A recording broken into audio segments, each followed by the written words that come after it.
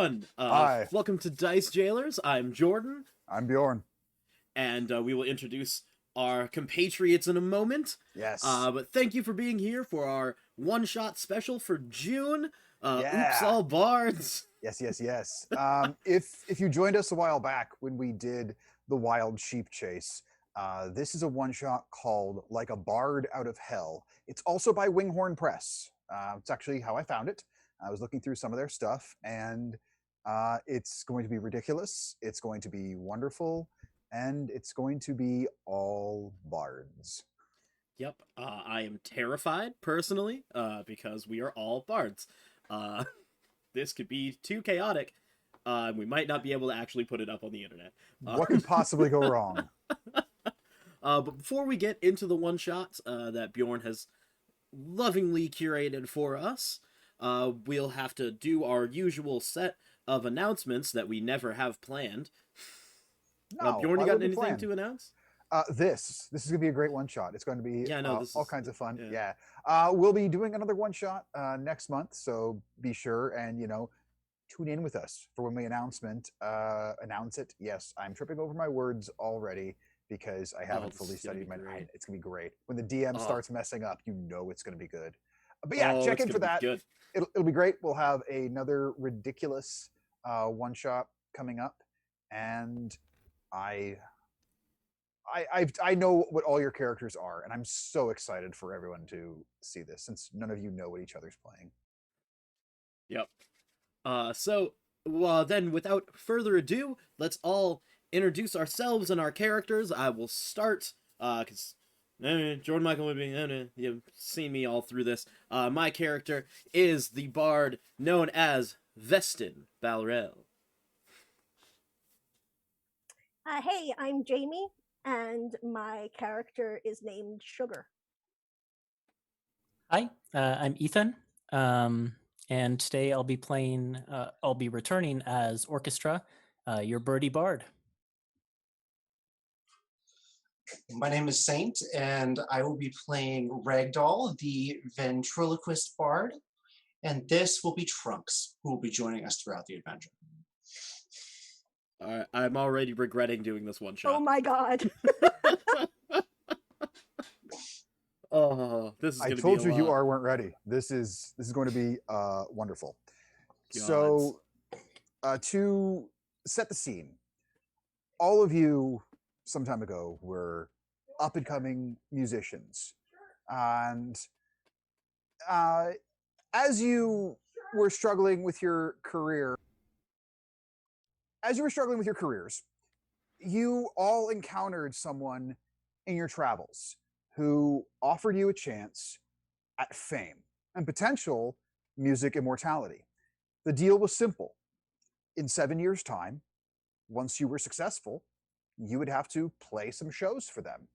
And all of you, as musicians, found this a pretty sweet deal, or performers, I should say. We'll get to that. You were saying this is a pretty sweet deal, so you all agreed to it.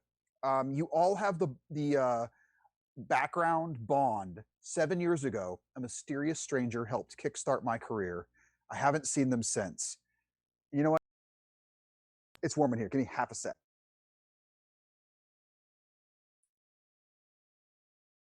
You actually got a shirt made? Fuck no. It's really not, though. It's true. It is not. Sometimes it is, god damn it. It never is, because hit points. Nonsense, just don't get hit. Easier said than done, if your DM is worth their salt. Anyway, I've been Nope. sitting on that for so long. Hate it so much. I That hate was it my so much. that was my birthday present from Jamie, so you can thank her for this Nope. process as well. You are never going to be on the show again. The show is done. Alrighty. So, you all, wherever you were, got pulled through a fiery portal and hurtled across the plains. And you, well, going around, we'll start with Vestin. What were you doing when you got pulled through the portal? I was in the middle of doing a reading for a patron over my crystal ball. I was definitely lying through my teeth about all of what their prediction was actually going to be, because what I saw was not good. Alrighty. And then Sugar, what were you doing when you were hurtled through this fiery portal? I was actually with a visitor, so it's a little bit awkward when I land. I have to kind of gather myself back together. And what was Orchestra doing when they got hurtled through this portal? Probably giving a one-man band street performance. I am so excited for your bardic inspiration right now. And then lastly, what was Ragdoll doing when they got hurtled through this portal? Ragdoll was trying to leave town, packing up his things, after once again being misunderstood for puppeteering to the wrong audience. Well, it is at this moment that all of you realize something. Your contract is up, and it's time to collect. You find yourself in a dimly lit room amongst a group of strangers, individuals you've never seen before, or if you have, perhaps you're aware of these other performers through either reputation or maybe you've been in the audience. But you quickly realize by the smell of brimstone around you, you're not on the material plane. You find yourself sitting on a very large but comfortable sofa. You're in a dark, smoky lounge. All the furniture is covered in red velvet, and there's a low table before you that has a collection of drinks on slate coasters. And in the distance, you can hear just the faint sound of music playing. On the chair opposite you is a handsome man with crimson skin and ink black eyes. He's wearing a dark suit, and he has this just wry, shit-eating almost. If he was grinning, it'd be a shit-eating grin. You can almost see it beneath this little crooked smile, and you can see these leathery wings sprouting from his back. Looks you over and, good to see you again. Grab a drink. Got a lot to discuss before the show. I will cast Mage Hand and float a drink over to myself. Orchestra opens his beak and says in what is clearly a sheep's voice, "This got dark." Orchestra's back! By all means, drink up. Am I familiar with this location? Give me a history check.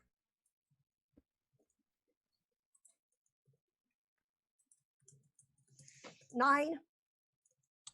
This exact location, no, but because you are a tiefling, you know that you are unquestionably in the Nine Hells. Well, shoot. And I get up and make myself a drink.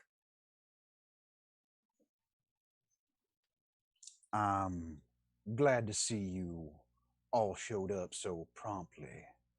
Now, you've made quite the careers for yourselves. So, I'm going to reward you in your repayment to me. See, we each win here. You'll be doing 7 performances for me over the course of 7 evenings. Tonight being the first. I'll give you a couple hours to get ready, but I'm going to give you an audience from all across the multiverse here to see you do what you do best.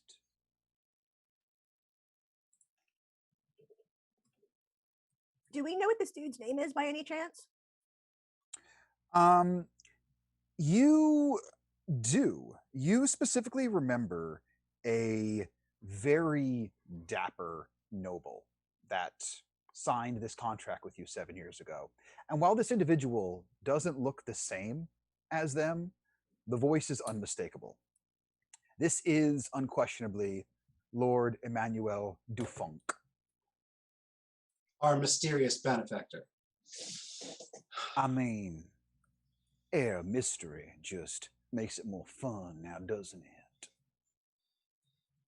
Sir, I was just wondering, when you said we were going to have a career, you said fame and fortune, but all I've managed to come up with was I'm only good with puppets, sir. What happened? What happened to the songs I was going to sing? You could sing. You can sing all you want. I can't sing well. So you're amusing me right now. At your shows, you're excelling in your craft. I didn't want to be a comedian, though. You're so good, though. That's so great. Orchestra reaches up and puts a claw on your shoulder, and kind of gives you a knowing, a meaningful look, and says in what is clearly a bear's voice, "We both look kinda dumb." Thank you. Thank you. I would think you would be a bit more grateful, seeing that you are now currently in the Tower of Song, here in the city of Abramok. Not everybody gets an all-expense-paid trip to the realm of Phlegethos. I say enjoy yourselves, rest a little bit, like I said, have a drink. Your first performance is just in a few hours. You know, when my last customer told me to go to hell, I didn't think I'd be doing it literally. Now, just so you are aware, once you have performed these 7 performances for me, I'll send you right back home from whence you came, unharmed, not a single hair out of place by me or my associates, not a scratch on you. I just want those performances like we agreed on. Thank you, sir. Darling, why don't we save time and you can just go ahead and tell us what the catch is now? You're delightful. Ain't no catch, just performances like you agreed on. I assume you read your contract when you signed it. Therefore, it is simply the legally binding agreement you all willingly entered into. So, like I said, you get to go home, and I get my performances. Win-win. Now, I'm Yes, going to of course, assume I as a definitely tiefling, read it.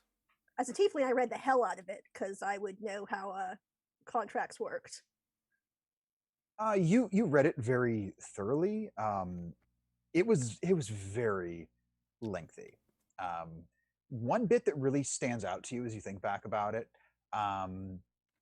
you remember that you made an agreement that you would be incapable of trying to harm Emmanuel through either physical or magical means.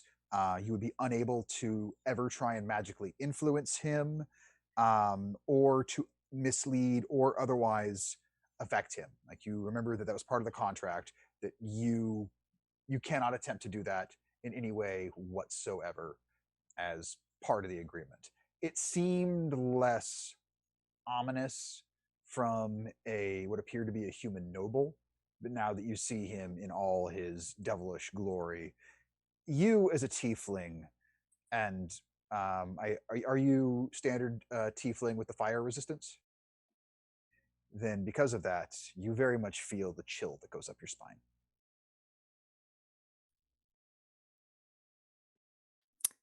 Orchestra says, "Rinse and repeat," and kind of rubs his claws together. Well, if we're going to do these shows together, I suppose I should take a good look at you and figure out what all is going on. And please describe what Vestin sees, starting with Sugar. The first thing you notice when you Oh, you're muted now. Yeah. Thanks, y'all. Okay. So the first thing you notice when you see Sugar is that she is impossibly hot. She is a pink-skinned tiefling. She has long white hair, black horns, black eyes, and you first think that she is kind of holding sheets around herself to cover herself because she, transported here in flagrante. But as she stands up and kind of rearranges, you realize that her outfit is this white diaphanous. It looks sort of like just several different scarves kind of draped about, like semi-transparent, and every once in a while just like an arm will come through or her tail will come around, and she has tattoos on this arm that looks sort of like a mandala, but just very intricate, a bunch of different signs woven together. And then looking over at Orchestra, he sees Kind of short, crow-like humanoid, but devoid of wings. Instead, has like regular arm-like appendages that end in claws. He wears a kind of ratty-looking tweed suit. Carries a variety of instruments. And basically, as you call for introductions and start looking around at the group that you see, Orchestra kind of waves at the three of you and says, in again that sheep's voice, "I am a powerful wizard." and looking over at Ragdoll. You see a guy who you would describe as naturally handsome, because what it is, but at the same time, he cuts his own hair. That's the best thing we can describe him here. He's got a very descriptive little strict bowl cut going around the top, and not the cleanest of beard. He doesn't quite have any friends other than his puppets to tell him what he should and shouldn't do. So he's kind of become what he is. But he wears a long cloak with a number of items that are clearly tucked underneath, including a backpack, which is for some reason under the coat. But then again, his puppets told him it looked cool. So all of his items, you see them there, but you can't really tell what they are. You do see a number of puppets inside the coat pocket, though. And Love it. human. He, you would say human, other than the fact that he has slightly pointed ears, so you'd guess a half elf. And then how about when they look back at Vestin? And you see Vestin, if you didn't know better, you would think he was a purple-skinned tiefling.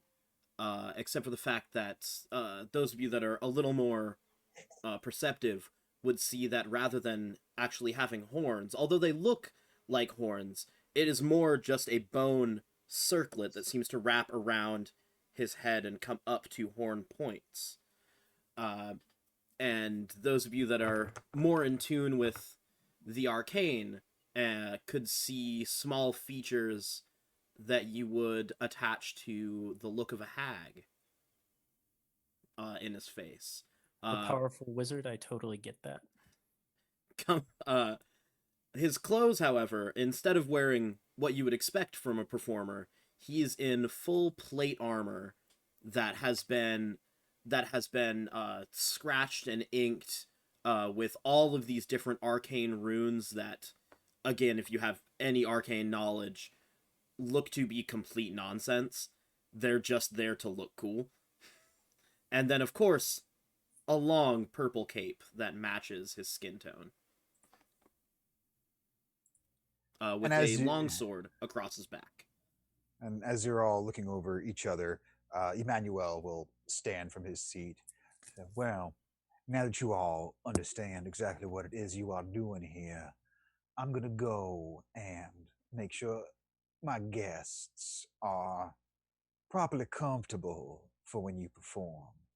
And he snaps his fingers, and three large demons in these black silk suits that got shades on, and then what looks to be also a devilish, she has a female form, but her clothes are just continually moving flame that kind of looks like a dress with an impossibly high slit on it, and the flames just keep dancing around her. And he looks over at the three guys in the suit and the one in the flames. Make sure guests of honor don't wander off, and that no harm befalls a single one of them. Make sure they are comfortable, but accounted for. I will see you all for your performance later this evening. And he'll start towards the door.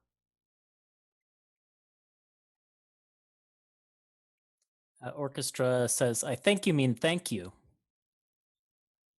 He'll stop. Sir, I do we get anything will- to prepare with? One, it looks like you have the equipment necessary for your performance on hand.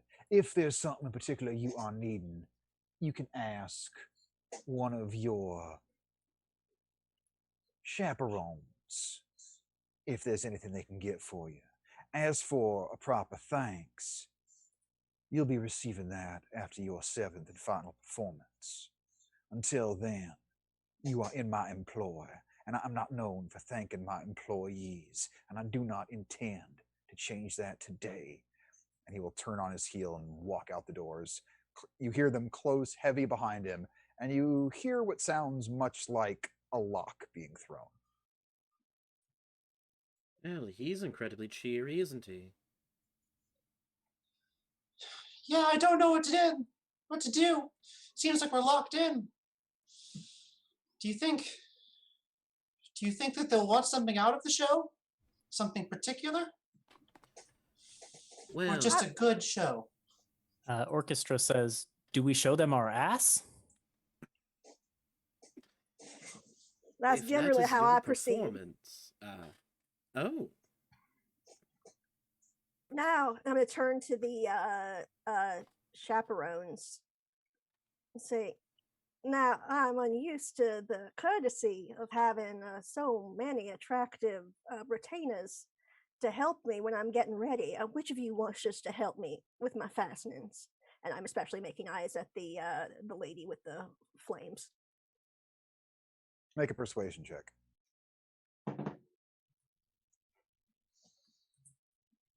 Starting strong, boys. That was a 13. She will give you a polite but sarcastic half smile.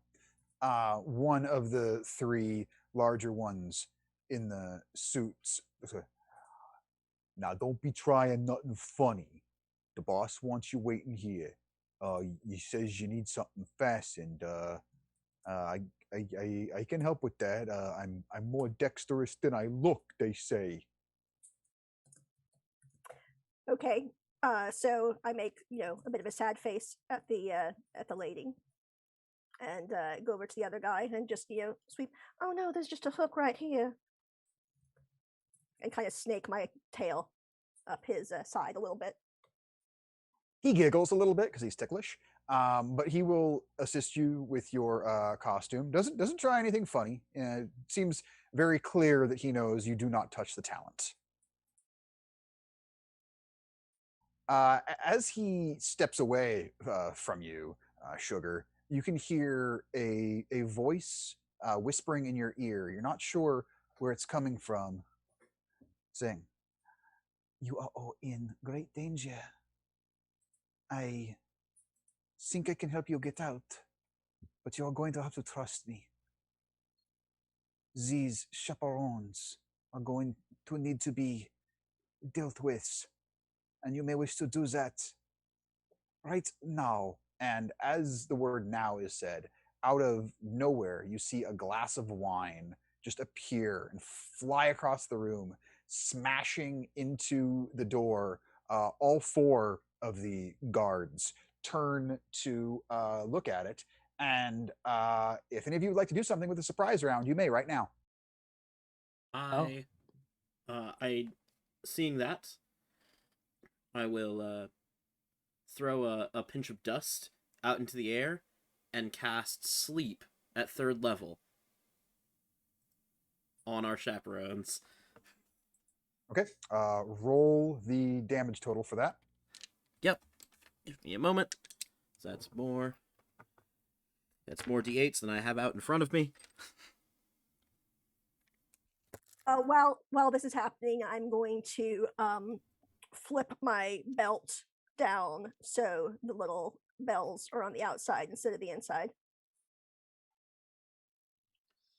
That would be. I'm going to cast Minor Illusion with, the intent of creating a fake arm that covers my own, and have my real one grab my longsword. I'm gonna punch whoever doesn't fall asleep. So I guess that's what I'm doing. That would be. I rolled pretty well. 35 hit points. None of them fall asleep. So it doesn't matter who I start punching. You may make an attack roll with advantage there, Orchestra. Okay. Can I do like my full round of attacks? Because I also get a bonus action one as a. I won't give you the bonus action since you got them by surprise, but you can. Let's see here. You're only 3 levels of monk, so you just get the 1 attack. Yeah. All right. So yeah, just the 1 attack. Well, it's Oh. a 15 on the dice plus 6 for 21. Very I much hits. Give me some apologize. damage. I only did the base amount of hit points for sleep, not my upcast. Well, let's find out this first, and then I'll do some damage. Yeah, roll those. That's my bad. So that's another 48. That should help.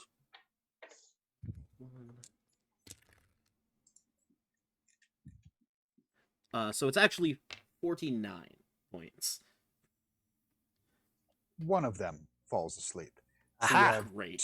two more brutes, and you have the lady robed in fire, and it sounds like Orchestra is punching one of the brutes, and Yep. that very much hits. Go ahead and give me some damage. I'm actually gonna, instead of punching, I'll use the spear. So that's actually maximum damage.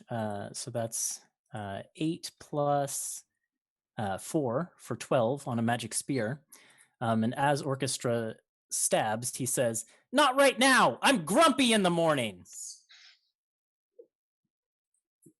Alrighty, and then if Ragdoll wanted to, well, no, you said you were doing the minor illusion. So with that, I'd like everybody to roll initiative, please.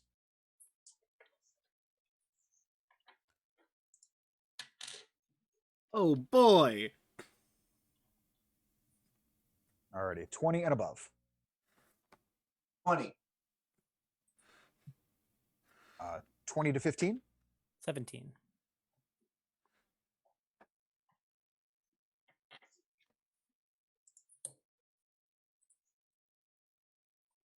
15 to 10. 10 to 5. Yikes. 8. And this guy's going in jail. What'd you get there, Vestin? That is a natural 1 for 2. Yep. Starting off strong, baby. Well done. Okay, so top of the round, Ragdoll, you are up. Orchestra, you are on deck. There is one of these brutes that's now got some just dark, brackish blood dripping out through this hole in its side that Orchestra just put there with the spear, and one of them is snoozing quite heavily on the ground. Go ahead and give me a performance check for your minor illusion. We're going to see if that helps you at all here.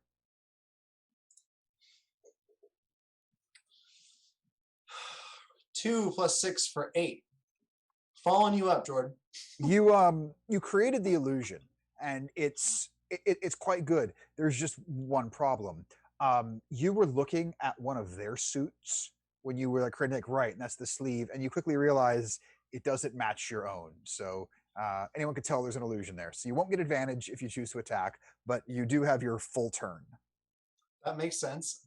So just to confirm, the 2 guards, one's asleep, one's bleeding, but then there was also the lady in the fire. Right. So there's the lady in the flame dress. There are 2 other. So there's 3 awake. Lady in the flame dress, 2 dudes in suits, one of which is bleeding, and a 3rd dude in suits on the ground, snoring like a cartoon mouse. Okay. I'm going to cast Hideous Laughter on Miss Flame Dress. All right. Just go ahead and what's hope the she likes save to on that? laugh. What's your save? 14. Natural 14 on the die. What would your joke have been, just out of curiosity, for the laughter, if you would have told one? if you don't like the jokes, don't like the fire. That's why it wasn't funny. I didn't have one. Yeah, like you basically you look down to your puppets, waiting for them to tell the joke, and then when they don't, you just realize that you hadn't quite planned ahead, and so doesn't quite work well for you there. Orchestra, you are up. Okay. We will continue a little bit of stabby with the spear. And then I will also do a bonus kick as well. It's a natural 1 with the spear. We'll try the kick though. 15. That will hit. Give me some damage. Okay. 7 points of damage from the kick. And Orchestra says, "I'm more dexterous than I look," they say, as that kick whips around and hits the thing in the face. Alrighty. With that, it is the enforcer's turn. On sleep, are they just asleep until they wake up, or is there a save on that at the end of their turn? The way that they can wake up is by being woken up by someone or me dropping the spell. That's it. Okay. The one that is bleeding is going to reach down to the sleeping one, and like, "Hey, boss doesn't like it when you sleep on the job. Get up!" And he just kind of kicks him in the ribs, which will cause him to It does take Yep. the waker's action. Yes, yeah, he's Yes. spending his action for that because he is he's hurt. He does not like being stabbed and kicked, and he doesn't want his coworker to get some sleep. So he kicks him in the ribs. He will take a point of bludgeoning damage for being kicked. And the other one is going to make 2 attacks at you, Orchestra, because you're the one who's been doing most of the damage here. And you will see he reaches into the inside breast pocket of his suit, pulls out these iron sets of knuckles, slides them on, and you see just flames start licking across them. Don't love that. So the first one is a 21 to hit, and second one is natural 19. Yep. So you will take, let's see here, from the first hit, 7 points of bludgeoning damage. Okay. And then you will take another 9 points of bludgeoning damage as this one just walks up and just boom, boom, just right up under your wings, causing you to get lifted off your feet a little bit with each hit. But they are all awake, and that is the end of their turn. That will bring it to Sugar. You are up next. How close are all the enforcers and the fire lady standing to each other?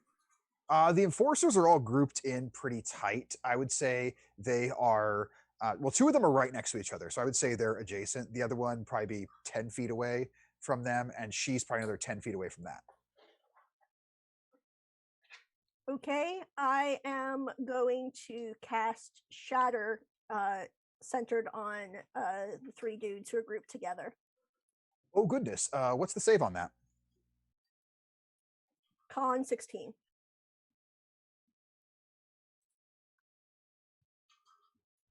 The one who punched Orchestra twice, that one succeeds. The other 2 fail. So go ahead and give me some damage. I rolled 13. And what type of damage is that? Is that thunder? Yes, sorry. Yes, it is thunder damage. Would you like to know how I cast it? Please describe your spell. So I've unfurled this. It's more of a scarf, kind of looks like what belly dancers wear, and I just do this like maybe super fast shimmy with my hips, which I'm doing, which no one can see. And then like off-screen content. I know, I'm like, it looks great if you could see below, but and then I just shoot both hands forward, and they're surrounded by like the jingling of the bells is just hugely amplified and shocks them. Love it. Yeah, you definitely see that it did full damage to 2 of them. The one that has the blood wound from the spear is looking real rough, and the one that's just woken up is definitely got hurt by it. The other one, it didn't look like it did as much as you would have liked. At this point, it is now the demon with that moving fire dress. This is now the fiendish charmer's turn. And you watch as she steps forward and she begins to sing, and you can hear everything in the room is just perfectly resonating with her song. And I need everyone to please make a wisdom saving throw. Oh, good. Being charmed. This went great. This is considered a charm effect. Okay, then I have advantage.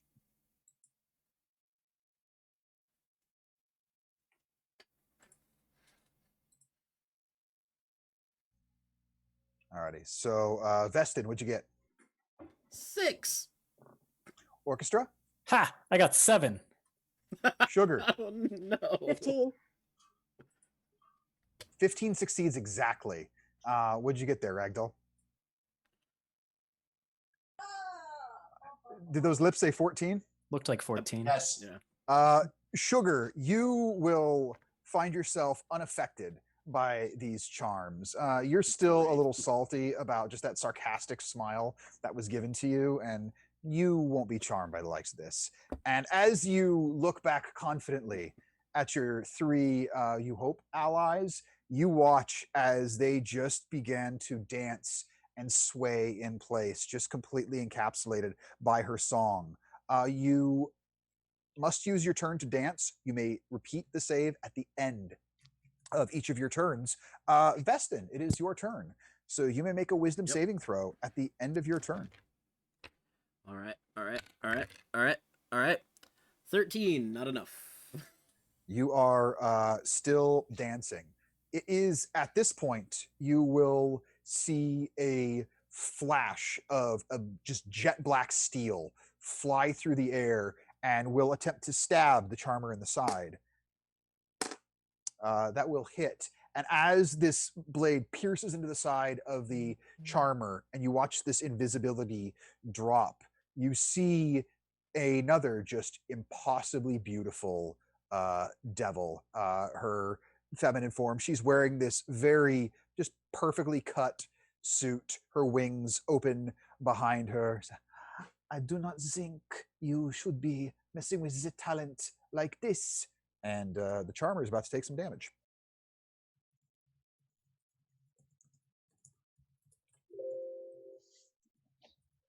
Glad someone can hit her. And how about you? Just dancing in all this heavy armor. It's the clankiest sound. And the good news is that's a concentration effect. So let's see if she's able to keep concentrating. Yeah. So with the rapier flashes out twice, and with the first one, you hear the song is completely unbroken and unfazed. But as the second strike, you watch as this other devil who had just appeared, she stabbed once, and you watch as she just takes the butt end of the rapier and smacks this devil right in the throat, and it causing her to cough. And the song will stop, and you will all stop dancing. And as that happens, that will bring it back to Ragdoll's turn. You may take your turn as normal. Okay. Well, the gentlemen, the enforcers, are also. Do they look human or do they look like demons? They very much look like devils. Okay, we're devils. Thank you. In that case, I'm going to go ahead and cast Hypnotic Pattern into the air. And my Hypnotic Pattern will, that will be a save wisdom of 14.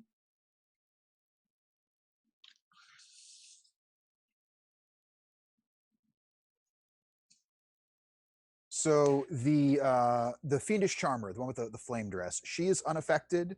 The one that is super bloody is unaffected. But the other two, you will watch as they just kind of bob and so they start just kind of staring forward. Their hands drop to their sides. Yeah, your hypnotic pattern worked quite effective on that. So those two will be incapacitated until Yes. disturbed. Yeah, I believe it was it last a minute. Yes. Okay. It's 1 minute in concentration. So okay, they are incapacitated. That brings it to Orchestra's turn. Okay. Let's see. The one in front of me, you said, is already quite bloody. Yeah, it looks like stabbing. Yeah, it looks like he's had a real bad day. Right. Well, it hurt when he punched me, so he's gonna get stabbed some more. With the spear, that is a 23. Oh yeah. We'll just take this one at a time. What do I add to that for my... Hold on. +4. So 8 points of stabby damage with the spear.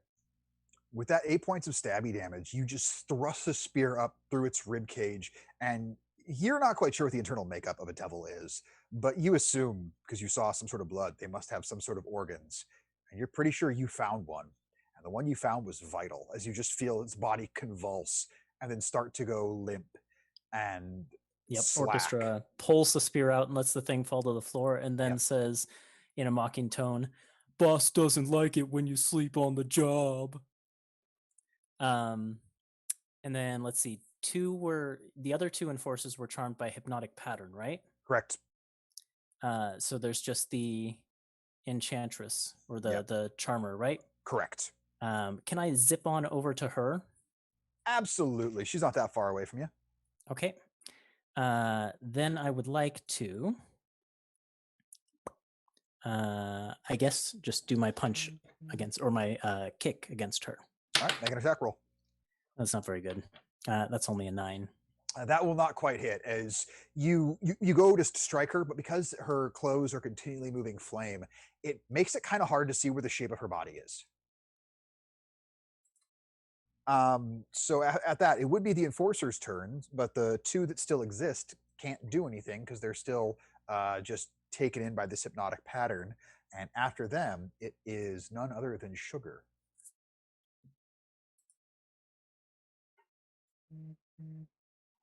Well, so I'm mostly concerned with the enchant or whatever song, Flame Lady.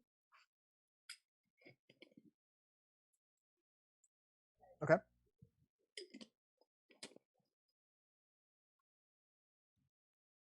Right?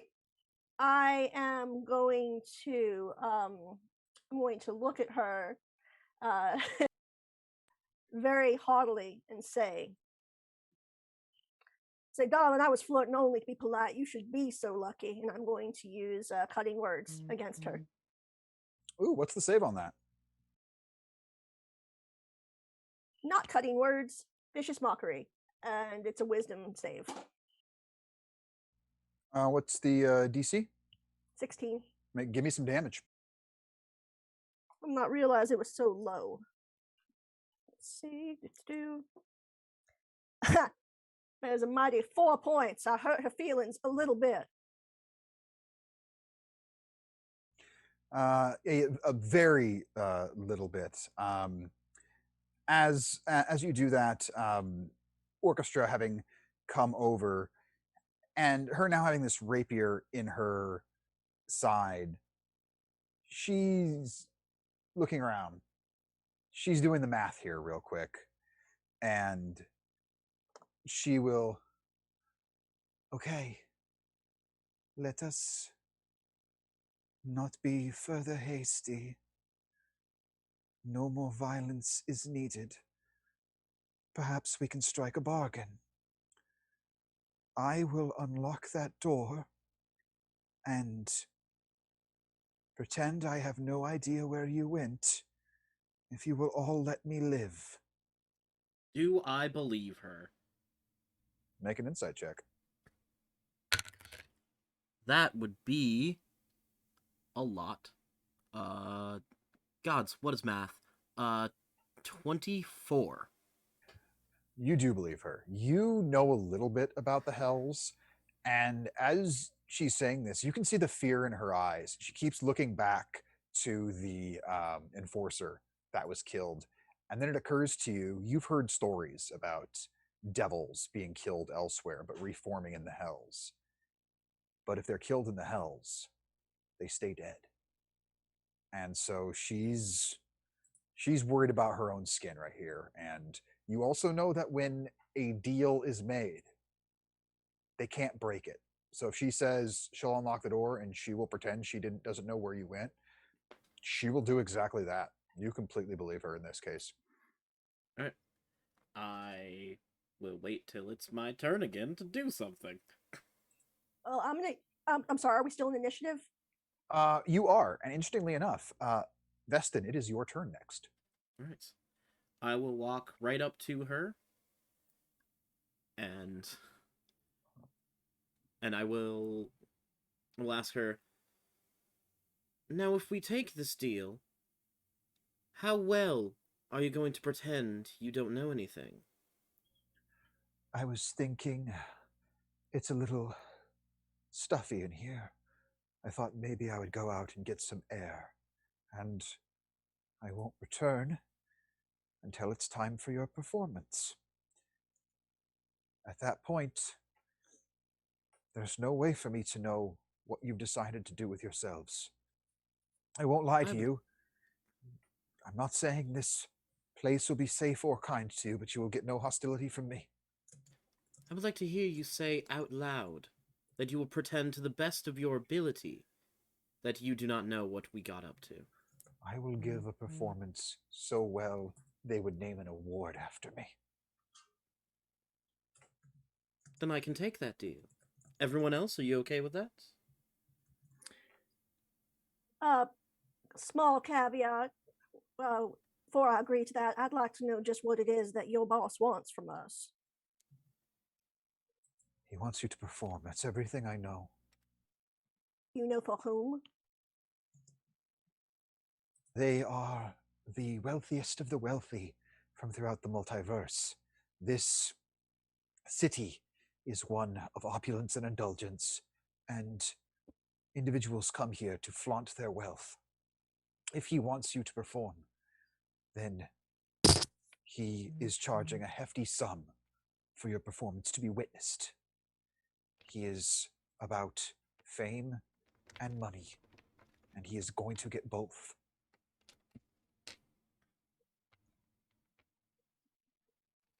I'm gonna turn to the lady with the French accent and be like, and what's so awful about that? I will explain to you once she has left here. But there is so much more you do not know, and it is better if it is not repeated in front of her. And the charmer, and as you all are having this conversation, the full minute goes by for the pattern to drop, and as she sees that the two enforcers are coming back to their senses, the charmer will hold out her hand and say, "Hold. We have new orders. You two are both to go and secure the exterior. There is a concern that outside forces may be trying to get in without first purchasing a ticket, and you know how Emmanuel feels about tickets not being purchased. I will let His Excellency know that you are on the case, and I will see to the guests of honor." And they look at each other kind of confused, but they're like, "Oh, okay, yeah, sure, why not?" They head out. She unlocks the door before them. She looks back to all of you, waiting a few moments after those two have left. "May we never see each other again." She will exit, and you are all left in the room with this new ally, question mark? While whatever conversation we're about to have is going on, I am attempting to hide the dead body. Love it. Thank you. So this individual is going to look towards you first, Sugar, because you were the one who asked. She says, "I am here to help you all escape from the Nine Hells with your souls still attached. This is not the first time that my brother has done this. And allow me to introduce myself. My name is Ophelia Defunk, and I am not close to my brother Emmanuel. We have different ways of doing things. These 7 shows he wants you to perform. Over the course of them, he will siphon away your talents and he will have them placed within dolls. These dolls can perform perfectly, endlessly, night after night, and he uses them to keep all of his patrons entertained for when he does not have mortals on hand to do so. Now, if you are already thinking you simply will not play, I would advise against that. The contracts he had you signed, they are, well, you would say where you are from, possibly notarized by Asmodeus himself. Should you not play, your souls are immediately forfeit. The only way to get out of this is to find the physical copy of your contract and destroy it. All I know is if he keeps it anywhere, it will be in his private study. To get there, you will need to get across the ballroom and head for the door in the middle far wall. Emmanuel will no questionably be about throughout the audience, so you may wish to try and find some sort of disguise. I will keep my eyes and ears open as best I can, but I am hoping to end his little trickery here today.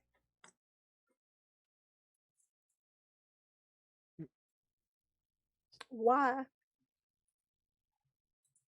Well then. First off, what should we do with this?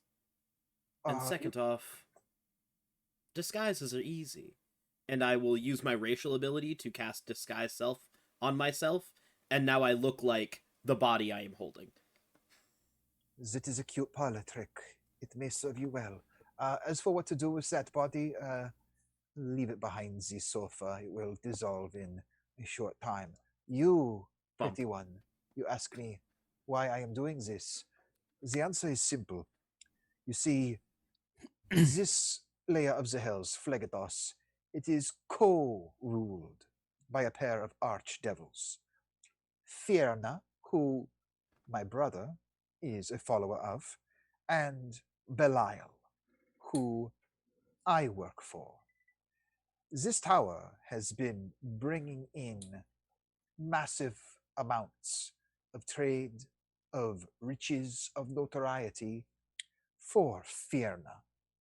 Belial would like to put a stop to that, and so I am here to support my benefactor. Now, I wish you the best of luck, but the last thing I would want is for my brother to know that you have been speaking to me. Were he to know that, I worry how he may react, and she will turn invisible. And you have no idea where she went. I am going to say out loud, just in case she's invisible and didn't vamp away. Like, I mean, if you wish to point us in the direction of the, what did you say, ballroom, that would be very kind. You will hear her voice. Oh, the ballroom is fairly easy to find. You will go down the hall itself, and the louder it gets, the closer you are. There is only the one way out of this room. It will take you to the main hallway. From there, you will pass a kitchen, a cloakroom, a few other chambers along the way, and the ballroom. You cannot miss it.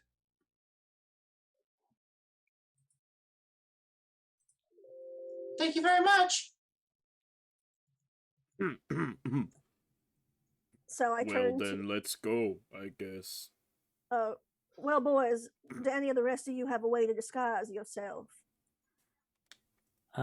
Orchestra shakes his head, but then says in a perfect mimicry, my name is Ophelia Defunk.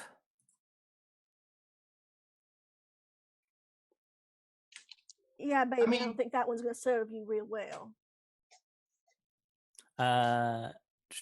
Then he says in a perfect mimicry, I didn't get the exact line, but Lord Emmanuel Defunct's introduction.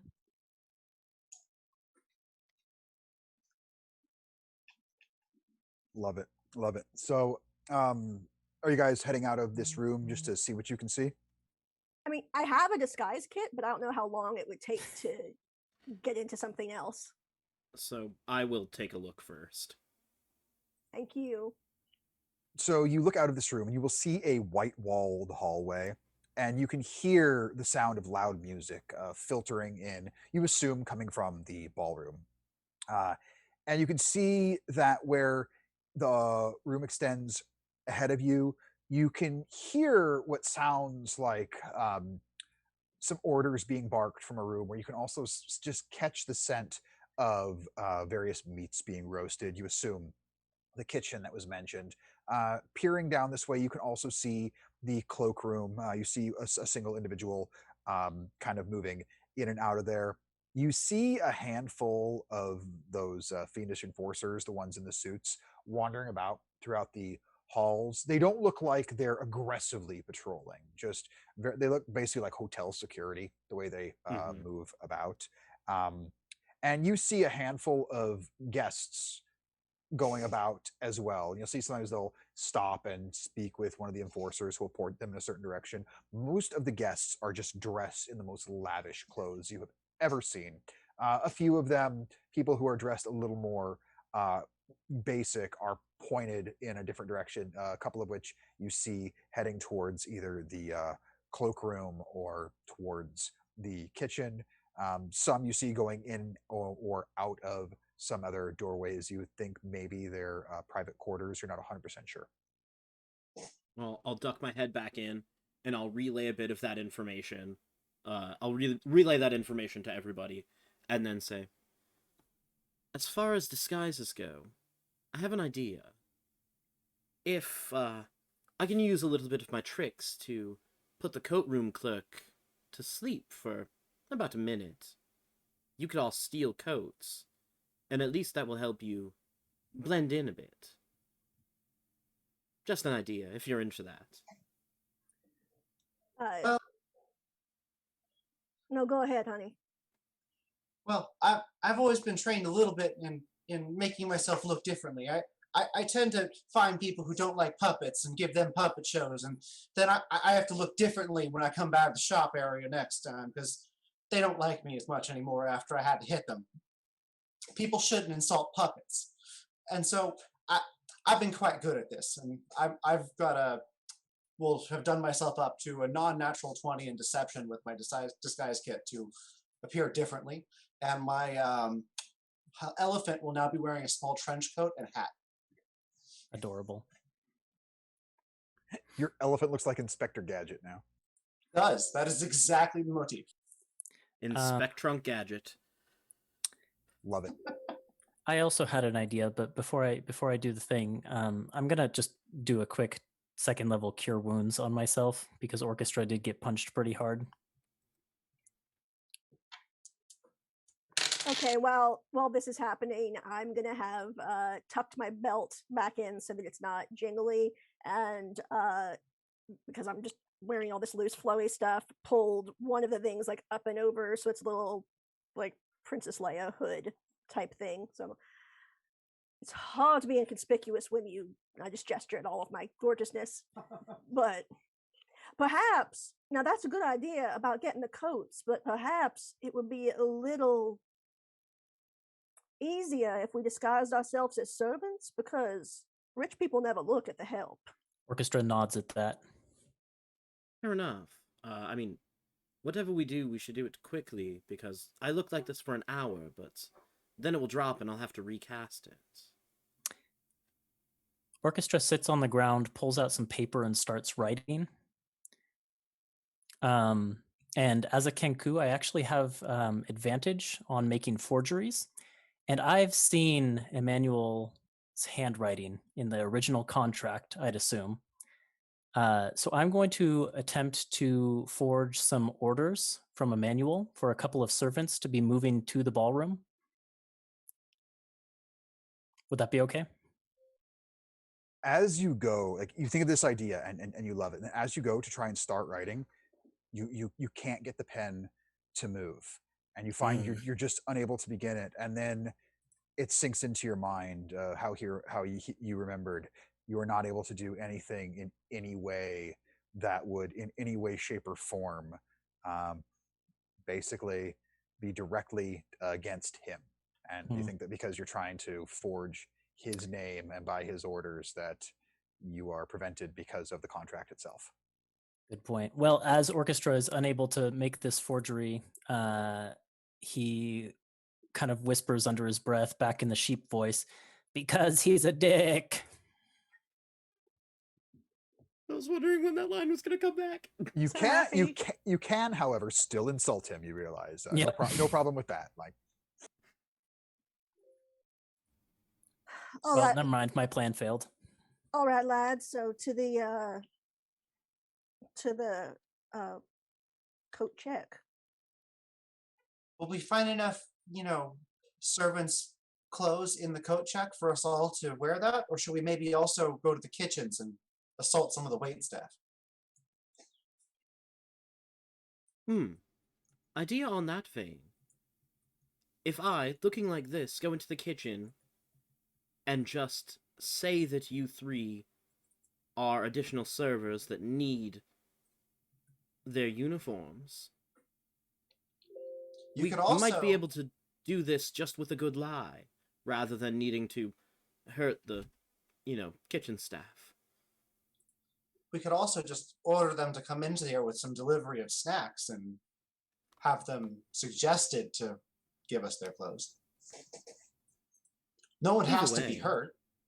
I'm usually very good at talking people out of their clothes, but I do think that your idea. I don't know what anybody's name is. I've just realized. So Oh yes, I guess we skipped over that. I'm Sugar. Hello. But so you face changer. I like your idea. Yes, Vestin. So my name is Ophelia de Funk. We've really got to come up with a better name for you than the one of the hated sister of Benefactor. Orchestra opens his beak and just plays a perfect mimicry of an orchestra song, like an orchestrated song. Just all the instruments together come out of his beak. And so, all right, phonograph. We'll stick with that. Yes. When you So turn to Orchestra Ragdoll, points to himself and says, phonograph in your voice. Well, when you good turn to enough. Ragdoll, he'll start to speak up and say, "Hi, and I'm Ragdoll, but first," the little puppet goes, "And I'm Inspector Trunks!" Wearing his little getup. "Hi, Well, this is Ragdoll. We're very happy to meet you." I'm very Yes. confused about the nature of the contract that you signed, but anyway, Vestin, shall we go? Oh, and before I do that, I am going to inspire Vestin by slinking one arm out of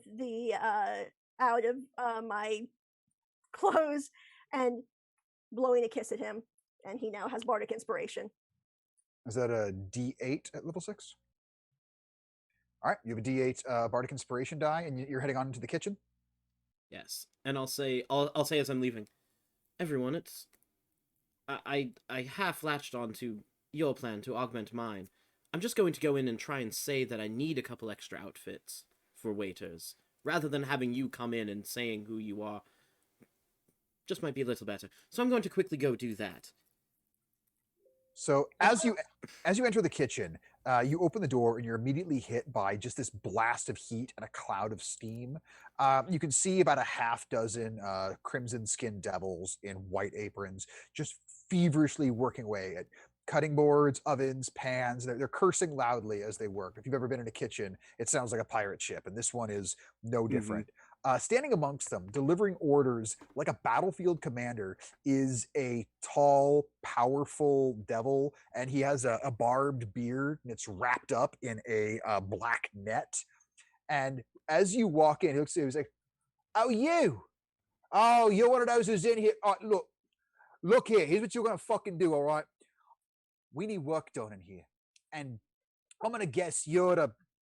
Is it just how many of you are there this time? Doesn't matter. Get the rest of them.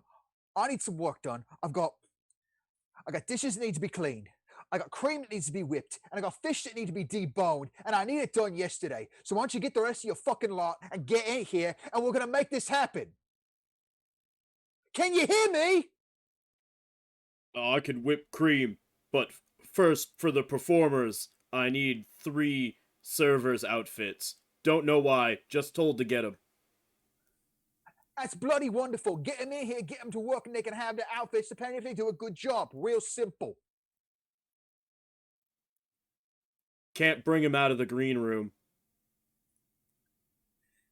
You watch as he stops for a minute.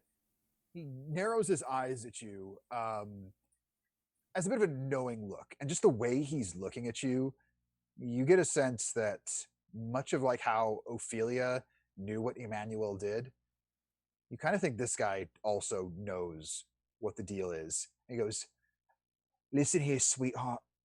It's real simple. I know why you always is here. And I'm working with half a fucking staff right now. If you got in here, that means you got out of that room you're not supposed to be out of. If you got out of there, I think the rest of them got out of there. So I'm going to give you 2 options. One, you can try and do all the work yourself and you'll never get it done. Or you can, I don't know, find yourself a way of getting the rest of them, get everybody in here, get the work done, or you can all fuck off. Understood. And I just get back to the green room real quick. So, slight wrinkle in the plans. One, people that are actually in charge can apparently just see through this, so that's wonderful. But, thankfully, the head of the kitchen doesn't give a fuck if we're trying to escape, as long as we help him in the kitchen. And, in return, he will give us uniforms to be able to sneak around in. So, do any of you know how to cook? Help him what in the kitchen? There were dishes that needed to be done, as well as cream that needed to be whipped. I figured you'd be great at that, Sugar. And a few other things around the kitchen. Give yourself inspiration for that statement, Jordan, please. Thank you. I'm not exactly sure what you are implying. I'm implying that you're good with your hands. Oh, well, then that is fair. And working with cream. I say under my breath. So, if we can quickly get you to the kitchen without being seen, we can work our way into those outfits. Do you, even though you're you look like the other dude, are you still all clanky? Little bit. Oh, that was out of character. Sorry. So Oh, did I yeah, hear you? yeah, most come in, definitely. Like, It So I'm does gonna not hide the sound of plate armor. I'm gonna kind of sidle up and say, "Well, darling, I can be quiet," and then knock on his shoulder. But how are you gonna sneak in? I mean, looking like this, I don't have to sneak. How long did you say you had like that? An hour, but I can cast it again. All right, let me know if you need a distraction. I guess I'm gonna go. Well, I figure we'll be safe as soon as we get into the kitchen. Guess I'm gonna go work in food service. So as you all get to the kitchen, this same bearded devil again, his barbed beard done up in this net. Oh, wonderful! We got you all here. It's real simple what you needs to do. We got dishes need to be washed, cream needs to be whipped, we got fish needs to be deboned. You can decide amongst yourself who's going to work on what. The dishes, they're slippery. You're going to need quick hands to make sure you don't drop them. Nope. Orchestra Whip it raises a claw. Whip it of cream, and it's going to take strength and endurance. So if you're all wispy and weak, you ain't going to be doing that. And as far as pulling the bones out the fish, got to have a keen eye and you'll be able to learn from your fucking mistakes. Well, I can either do some deboning or do some whipping. And I wink at Sugar. I'm not terribly strong. I'm afraid that's gonna have to be you. Well, why don't you go ahead and handle the boning? I'll go and whip it back and forth. Well, as long as you keep your hair intact.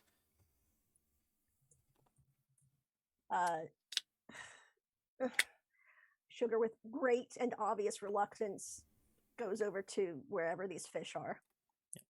Orchestra goes over to the dishes, and as he passes the kitchen head, he just kind of gives a wink and a smile and says, I'm more dexterous than I look, they say.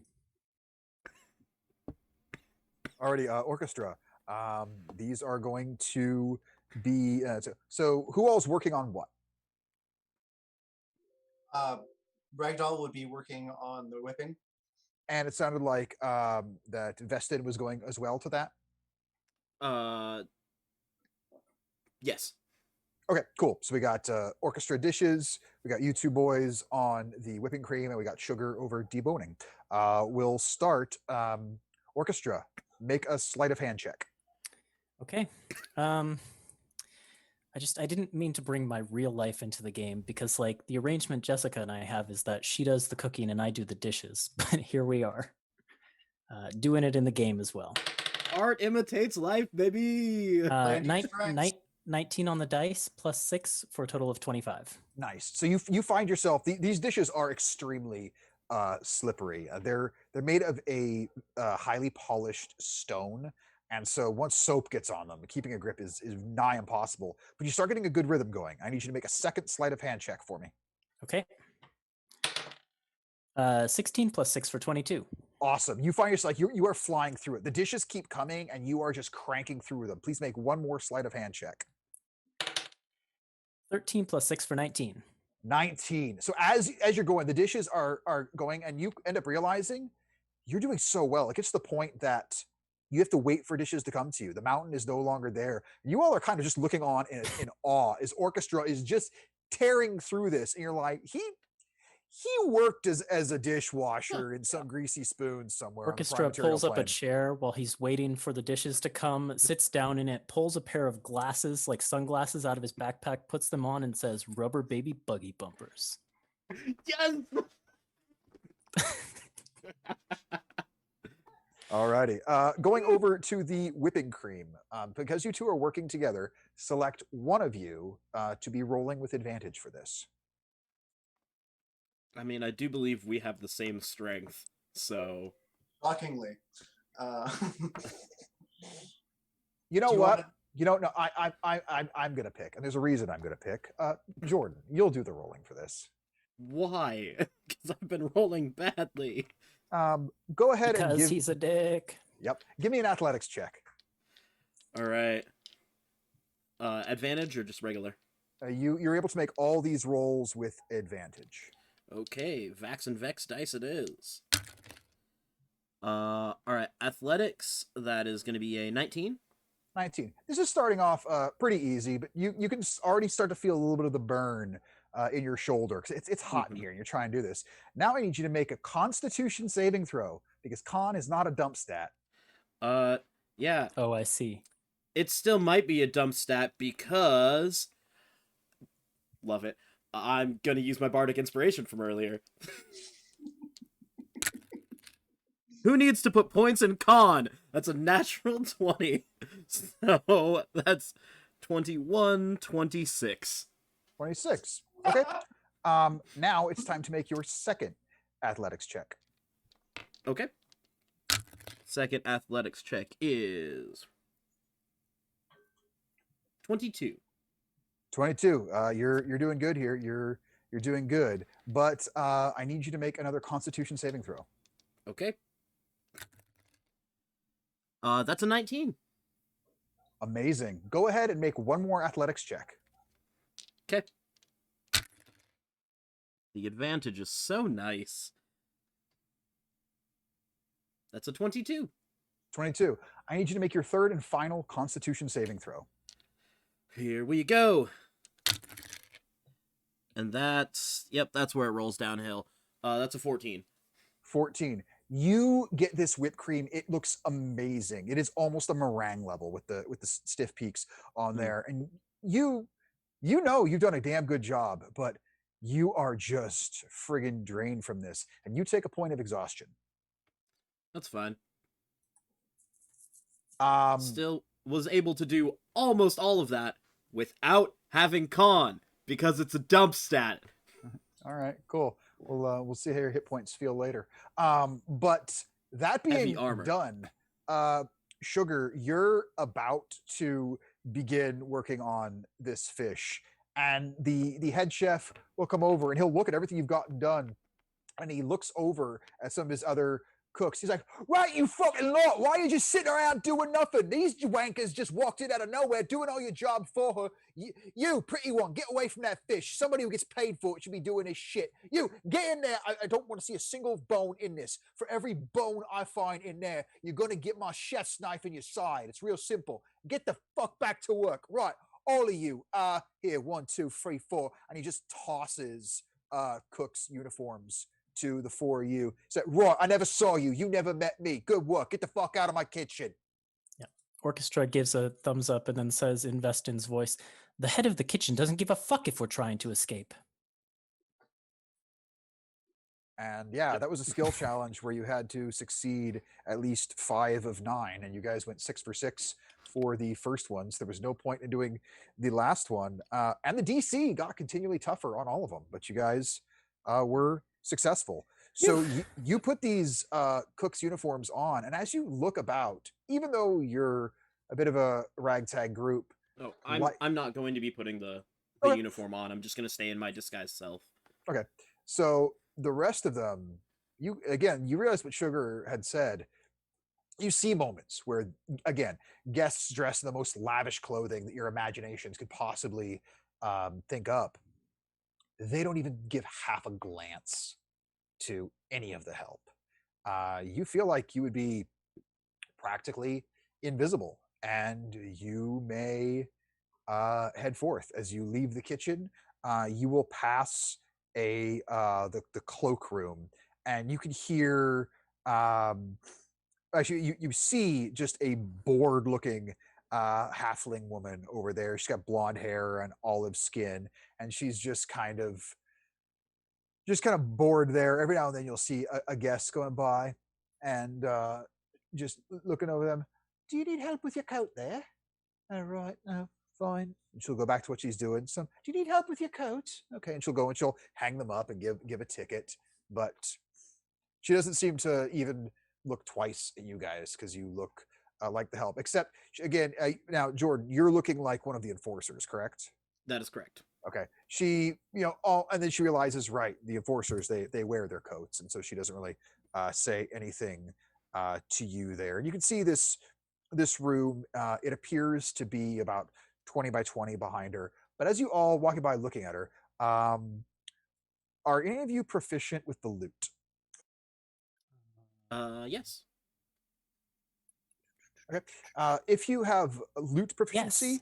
Okay, perfect. If you have loot proficiency, please make a history check for me. If you don't, you can still make the check, but you can make it with disadvantage. 9. 4. History is a dump stat. You're right. I got a History's 14. not a top stamp for me, but with disadvantage, I rolled a natural 1. So much for that. Would you, Sugar? 14. Looking over, there's something about her that seems familiar, and you realize you were having trouble placing her because the context is so different. You've seen her before, but she was on a stage. That's Talia Swiftwood. Story said she's one of the greatest lute players from the Sword Coast. And yeah, I point out like, oh, I know her. Well, I know of her. Do you think she's in the same boat that we are? Not if we You can know get it, to the brother. bottom. You have to imagine other people have fallen victim to this before. He seems rather practiced at it. Wait, I'm sorry. When we saw her, what's she doing? Is she warming up? She's behind the desk. She's working the coat room. So she's famous, but has she gone missing or something? I mean, it's hard to keep track of every performer up and down the Sword Coast. For all anybody knew, she was, touring. It's a long way even between Neverwinter and Waterdeep. Even those two cities, it's a bit of a travel, and some performers take up a residence in one for quite some time. Not not all too different from Vegas. So the fact that you didn't know like where she was, that's not so shocking. But the fact that this musician of legitimate renown is working a cloakroom in the Nine Hells, that's odd. Okay, so I am going to say, I know who that is. And she is very talented. And if she is working in a coat room, it's because she's lost her talent. Wonder if she'd be inclined to help us. Hold on a second, please. How big is everybody? Is there somebody who's big enough that I could kind of like be behind them and they'd be blocking me? Or no? Because we got a half elf and a whatever. Probably me. Yeah, with the form that he's changed into, you'd be able to hide behind him. Okay, so I'm just going to kind of step behind him. I have the cantrip message, and I'm going to kind of point. I'm stealing this from you, Bjorn. I'm going to, cover my mouth, but point with my pinky in her direction. Oh, I've forgotten her name. What'd you say her name was? Talia Swiftwood. Talia Swiftwood. Okay. My head turned that into Taylor Swift, and then I was like, that's not right. That's probably the reference. Yep. Yep. So I point towards her and say,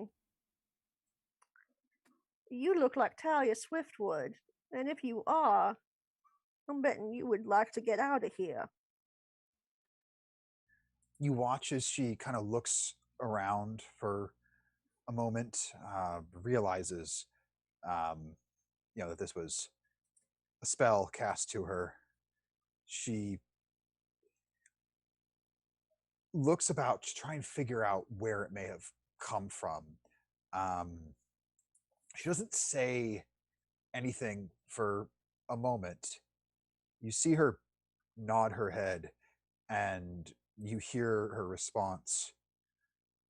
I don't know if it's worth me getting out, but if you're here why I think you are, then please let me help you. Because of, I would have heard this, but nobody else, because of how message works. So I'll say, she says she's willing to help, and I think having an inside person would be very beneficial. What do you boys think? At this point, any help we could get would be a big boom. Orchestra gives a thumbs up and says, I trust him, for he is adorable. Laura, yes! That It worked was a out Mara so line. well in the last one shot.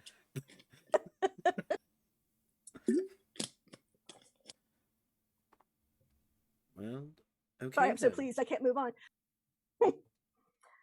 So I'm gonna say, wait, okay, this is the person behind this is the halfling woman, right? Mhm. Okay. I'm gonna say, well, we think we know how to get out of here. Can you get out from behind that desk? Or will that draw too much attention? I don't think it's a good idea for me to go too far. If you can, come to me. I'll tell you what I know and see if I can give you anything that will help. Can you boys think of a good reason why does she have anything on her desk like pens or flowers, like anything? Not really. It's a very just plain wooden desk. You imagine everything she uses and needs for her work is because you were able to see her like reach down underneath to grab some of the tags and whatnot. Nothing's kept up there. You think largely just to keep the cleanest, most pristine appearance to things. High-end place like this doesn't want tchotchkes sitting about. No pictures of your friends and family or your dog or any of that crap at your desk here. I mean, I do still look like an enforcer. And you said this woman was a halfling. I didn't really take a look. But if she is, I can speak to her in her language. Perfect. Her name is Talia Swiftwood. She was a famous lute player. Imagine she is in a similar situation or found herself previously in a similar situation to ours. You are perhaps best to go talk to her because I cannot think of a good reason for servants to go to the coat check. Well, while I'm gone, do your best to look servanty. I'm pretending to. Jesus, what can one clean with no? Okay, I'm pretending to polish a doorknob or something. I can either do some deboning or do some whipping. Same, but I don't know if that's appropriate for the current situation. And I'm gonna walk off. You see as you walk up to her, Vestin, because of the form you're in, she instantly looks very nervous and on edge as you approach the desk. And I will say, in Halfling, we are here to escape. How can you help us? She will reply to you in Halfling. Aye, bring your allies over. I'd like to talk to you in the cloakroom. I'll tell you what I know, and I can get eyes off of you for at least a few minutes. After all, this may be hell, but labor laws are labor laws, and they have to give me a break at some point. Come over this way. I'll bring him over. I've got some information you may want to hear. Fair enough. And I walk back and bring everyone. And she will just usher you all into the coat check itself. And you see she grabs this sign that just says, back in 10 minutes. And she hangs it up there and she closes the door behind her. And she says, apologies for not asking your names or what your plight is, but I think I may know what hot water you're in already. I'll make this quick. Emmanuel Defunct teleported me here about 6 months ago. And I played my songs, and I'm sure performance is what he has asked of you all. He took this wooden doll, and he placed it in the wings while I performed. There was a crystal in its forehead. Shined while I performed, didn't think nothing of it. But each set, it would drain me. I'd never been so tired after a performance in my life. And after I played the final note of my final set, I found myself completely unable to play any music at all. I had forgotten everything. I don't even know what to do with a lute anymore. The doll, I'm guessing it took my talents. Now, Manuel offered to teleport me back home, but I refused him. My fear is if I go home, I'll never learn how to play again. So I started working here, and I've been spying on Emmanuel and some of his staff. I've learned a couple things. I know Emmanuel keeps the contracts in his study. To get to his private quarters, you go down this corridor a ways. You're going to want to go into the first door on the right. Now the contracts in there, they're in a safe that's magically locked. The key is musical in nature. Talented working a lock, and nothing I did got me in there. I also don't know how, but he's got some way of easily teleporting back to the material plane. It's not like mages and their spells. He's got a real simple system for it. I know that there's a room just north of his study also. There's something important in there. That door's always locked, but I've put my ear up to it a couple times, and I've heard the most beautiful singing you'd ever hear. The dolls, there are dozens of them. They're in a room not far from here, and she points at the wall, and you're able to think enough that there's a room just across the way on the other side from here that you assume she's pointing at. The room it's very well guarded, and the dolls can get very loud. I don't know how safe it would be to try and go in there. I know the doll room has a door leading to the backstage area. That could be another way to get across the ballroom. I see you all are disguised, but just know, going across that ballroom, Emmanuel himself, he'll be there. If a lot of his guests see you, they probably won't think a whole lot of it. But if he sees you, he'll know something's up. Now I gotta get back to work before they know anything's up. If by chance if you had it in you to destroy those dolls, there's a lot of people out there to be most appreciative, but if all you can do is save yourselves, then no hard feelings, I promise you that. If anything, I'd hate to see anybody else fall victim to the same fate I've been a part of. I'm going to wish you the best of luck, but I'm going to open that door, and you're going to need to get moving. And don't worry, I never saw you. And as you all decide what you want to do, it's about an hour and a half in. I think that's a great place for us to take a little break. Can I do one thing before we break that is very quick? Veston's going to reach up to his hair, pull out a small dagger, and cut off a small lock of his hair, and hand it to her. This trick only works once, but you can use this to talk to me once. And you also see that the lock of my hair that I cut off almost instantly grows back. I'll hang on to it for an emergency. If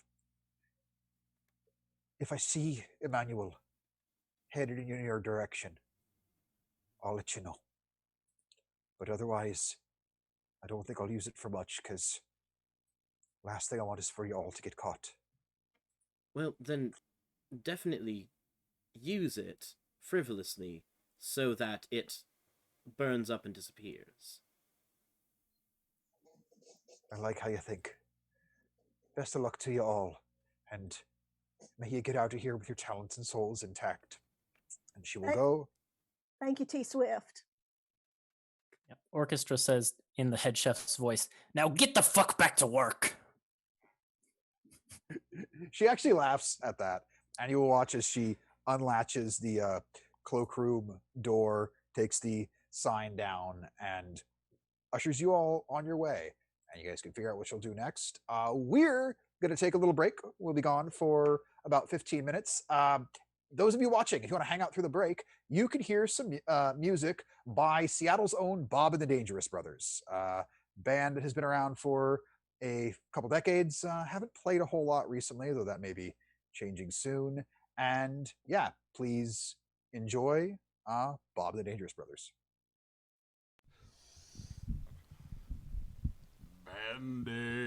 Bandits.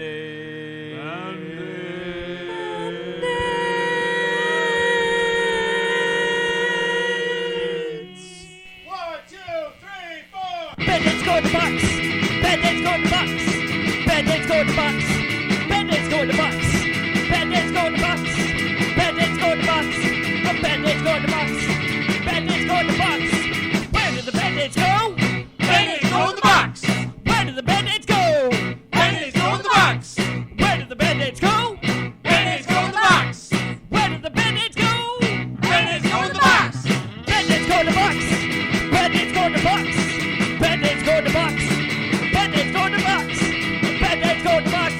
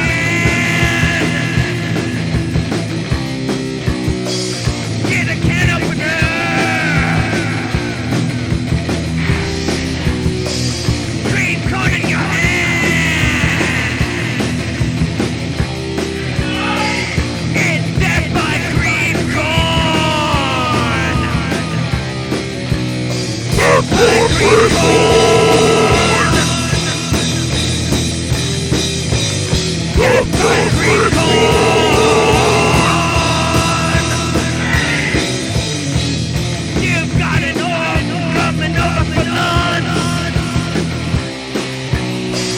What you gonna serve him? You've got 3 cans. One of them is cream corn. You've got cream corn. You've got cream corn.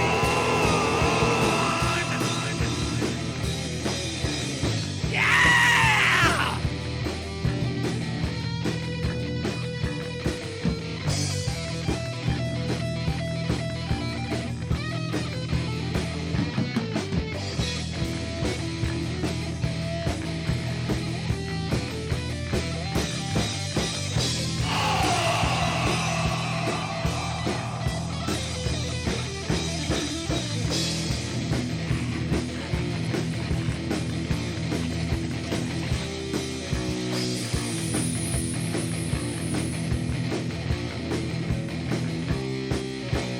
Get back, green corn!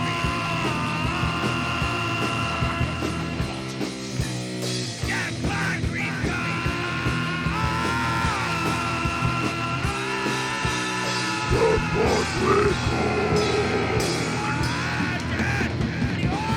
It's eating you! It's not eating the green corn at all! The orc wants you to green corn! It doesn't like green corn! Why would you think that an orc wanted green corn in the first place? God, that's really fucking stupid! Orcs like people! You're dumb! Orcs eat people!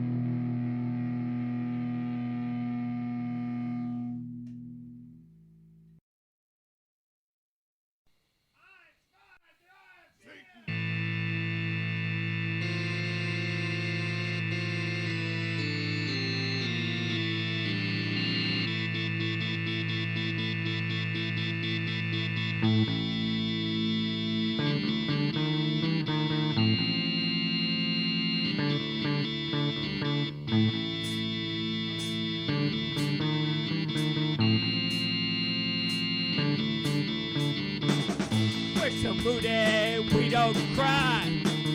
Even though our pants are in flames, someday soon we hope to die. As we play these fiery games, even if our pants are cold, our makeup still will never run. When our pants are burning, we are bold. They're hotter than the noonday sun. Set your pants on fire. Set your pants on fire. Set your pants on fire. Set your pants on fire. Fire. One single day they'll keep us warm. Reading Edgar Allan Poe. Elephants dance in stylish form.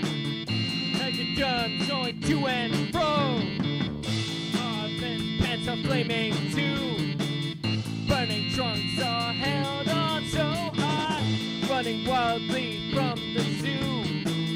Like the elephants I also cry. Set your pants on fire. Set your pants on fire. Set your pants on fire. Set your pants on fire. Set your pants on fire. Set your pants on fire.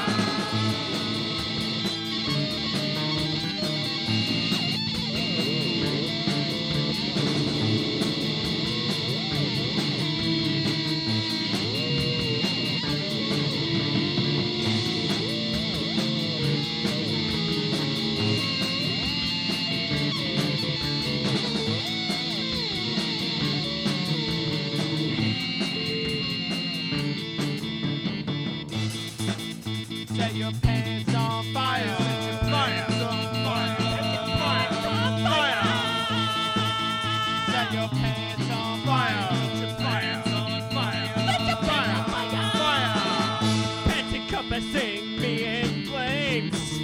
Agony that feels so good. I do not disturb the flame.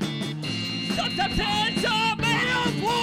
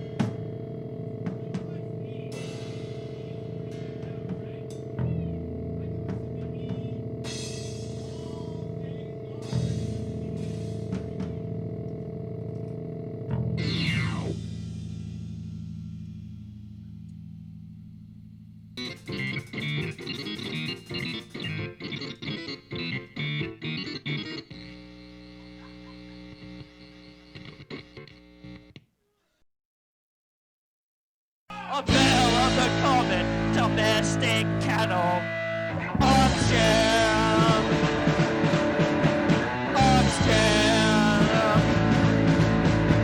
Oxen rock. Oxen rock. Oxen rock because they are so powerful. No one can dance like an ox can. They get those forelegs moving in an ox jam. Ox jam. Ox jam. Ox jam. The term ox can also refer to the Semple Bovine and the family Bovine, and also the following. Take it, Mike! Asiatic buffaloes and African buffaloes. Also things with antidote. Also something I do not know. I'm not talking about any of those. I just mean from the genus Bones. Oxtail. Oxtail. Oxtail. Oxtail. Went to an auction party a couple nights ago. There were all these auctions. They were shaking up the floor. And I asked this one axe what this called. He said he didn't know. And so I asked another, and he told me it was called an ox jam. Ox jam. Ox jam. Ox jam. Oxen were all moving. It was an amazing sight to see. And so I said to one axe, "You must teach this dance to me." He said, "There's just no way, my friend. You'd have to have more feet." And so I had to say, "Watch the ox jam, ox jam, ox jam, ox jam, oxen rock, oxen rock." Oxen rock because they are so powerful.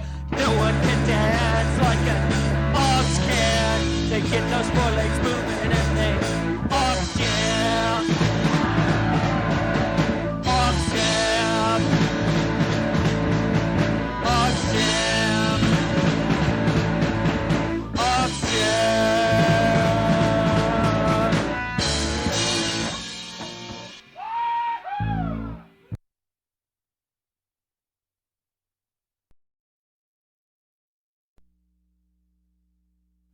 One, two, three, four.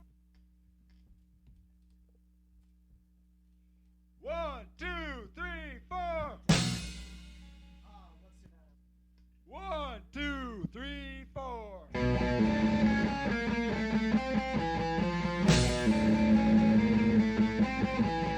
I know the seagull, he has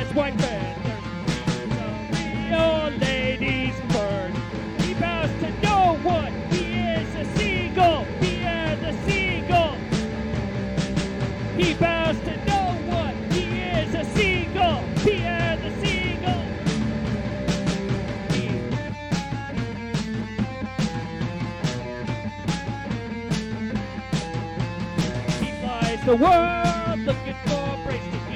He's a real zombie bird. He loves to know what he is, a seagull. He is a seagull. He vows to know what he is, a seagull. He is a seagull.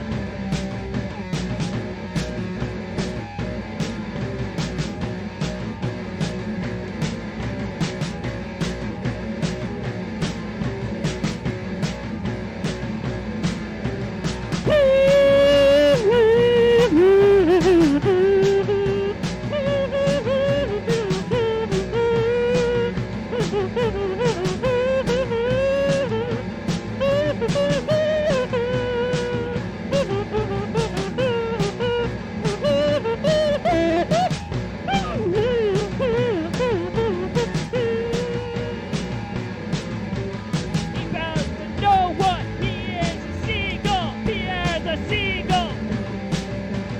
He vows to know what he is, a seagull. He is a seagull.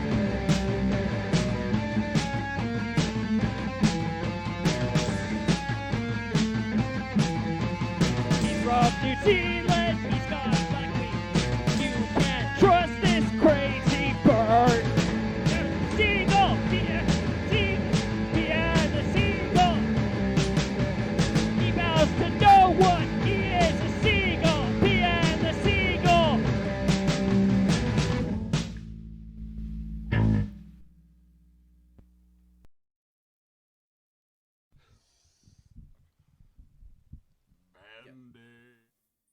Hello, everyone, and welcome back We're from back. the break. I hope you enjoyed all of that, Bob and the Dangerous Brothers. And dangerous. hopefully we'll hear more from them in Seattle's near future. But yes, we're back with our wonderful bards here in the fourth layer of hell in Phlegethos. Here, oh, I forgot to tell you, you are on the 69th floor of this tower. If you were Nice. curious, Nice. yeah. And so you are just leaving the cloakroom.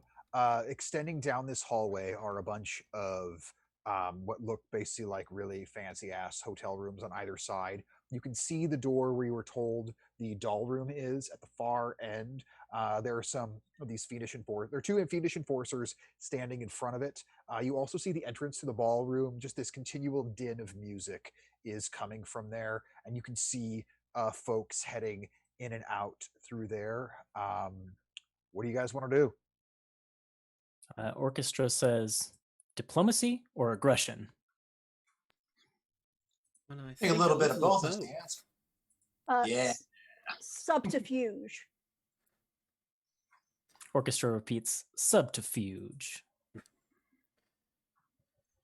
Now, So if one of you could get the guards away from the door and we could get the doll room open, I could cause a little distraction with a bit of fire that would set the dolls all a scream. And then we could head on back to the coat room, which could be a good hiding place until the crowd moves by. well, as getting the you guards say away that- from the door. Yeah. As you say this, the one thing you do note looking at this, getting back to the cloakroom from the doll room would require you to go past multiple hotel rooms as well as the entrance to the ballroom itself. So, not saying it's impossible, just want you to be able to sort of picture this in your head. I don't want to do any DM gotcha-ness by you guys not having information based on what may or may not happen. So, yes. So it's quite a bit down the hall. It's not. Okay. Orchestra repeats, get the guards away from the door. And then basically in the devil charmer woman's voice says, hold, we have new orders, and goes through that entire speech of you guys go here and do this that she gave to the enforcers in the original room that we were in. Oh, And then raises an eyebrow like, what do you think? Sugar pats his head. That's condescending. Sugar like kind of ruffles It's his okay. feathers. He's okay for being patted on the head. No, I didn't mean it in a condescending way. I just be like, "You are so clever." Orchestra repeats, so clever, and smiles. ooh. Well, if we Oh, do that, and then says, hold on, back again in your voice. Mhm. Darling, I was only flirting to be polite.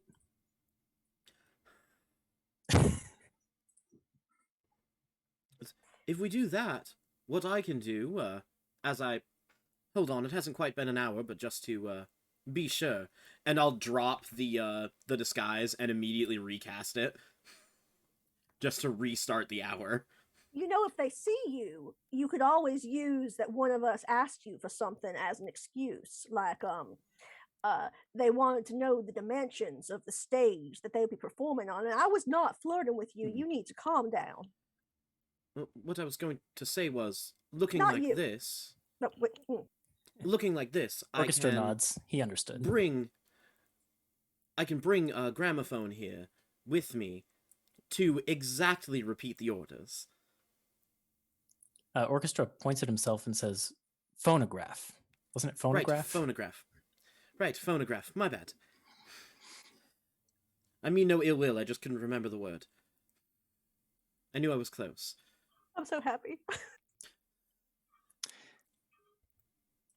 Because everyone knows Kenku repeat things exactly. Therefore, to not get the orders wrong, there we are. All right, lads. Well, should we I turn to Ragdoll and say, should we do something to inspire them in case something goes wrong in our absence? I think we can help with that. And with that, I'm going to begin the most inspirational puppet show you have ever seen in your life. There will be happy dancing puppets. There will be a unicorn you didn't even expect. There's all kinds of inspiration. In You get 1d8 different inspiration points. in Emmanuel's voice, he says, "You are delightful." We do thank you, sir. Thank you. Oh, yes, I am a big fan of this. Who got the D8? Was it Vestin? That I think it was since both Sugar and I were doing it. It was each of you. Oh, okay. And then Mine's much similar. Mine's much simpler. It's a little just like Sonya Blade. And then, are we just going to go directly down the hall towards the guards, or should I cast invisibility so that someone can distract them and I get past them? Now, if you had invisibility, you could have mentioned that sooner. Indeed. No one asked! That's fair. We're listing assets. Does anyone have a Holocaust cloak? Let's just make sure all our bases are covered. Well, Orchestra shakes his head. I mean, I can summon some small helpful creatures, but they're fey, so they don't exactly fit in here. Yeah, I'm gonna save us a creating a defender for on the very off chance that things go sideways. Oh, also, y'all should know that because I took the optional features, and I have when I give inspiration, it acts as a moot of potential. Cool. I like to picture because I actually, blow the kiss. I actually like to picture that it's a little floating, like lip prints, like from a cartoon. So what does that mean then? That it's a mode of potential? How does that work? Oh, it can be used in more ways than bardic inspiration usually Oh. can. So you can use it on an ability check, which means the inspiration die can be rolled again, and you decide which roll to use. But so you get advantage on attacks. It can they have to make a con save or they're going to take thunder damage, and on saving throws, you get temporary hit points. And which of us has the moat? Oh, yeah. I'm gonna say I gave it to you because I'm not gonna. No. I would give it to. I would. Because you don't want to flirt with a bird? No. I give it to Phonograph because like when I was offended, he was like he made it clear that he's like no, I didn't mean it like that. And then it's like all right, I was showing him we're good because I still think he's just adorable. Well, give it to thank you. Megaphone. It's phonograph. It's gonna change it every time. Yep. Give it to Blunderbuss. That is an entirely different. It's a different kind of instrument. Different kind of fun entirely. I am not going to make a joke about instruments, but I just want you to just note my restraint right now. Well, I'm certain it would be a big, long joke, so we don't have time for that. All right, so joke noted. What do you guys want to do? Before going to do this, Orchestra is definitely going to cast enhanceability for charisma on himself. I'm just trying to remember which one is charisma in this list. Oh, Eagle's Splendor. Okay. Has advantage on charisma checks. Yes, Eagle's well known for their charm. Yeah, that's why I was looking down the list and I was like, what animal would... But it was Eagle, apparently. Then Ragdoll's also going to go ahead and cast invisibility on himself right before they leave, or just to keep things. And that lasts for 1 minute. Oh, up to 1 hour. So I'm fine. All right, Ragdoll, you get ready to make a very exciting performance. Orchestra and I will go get some of the guards away, and what will you do, Sugar?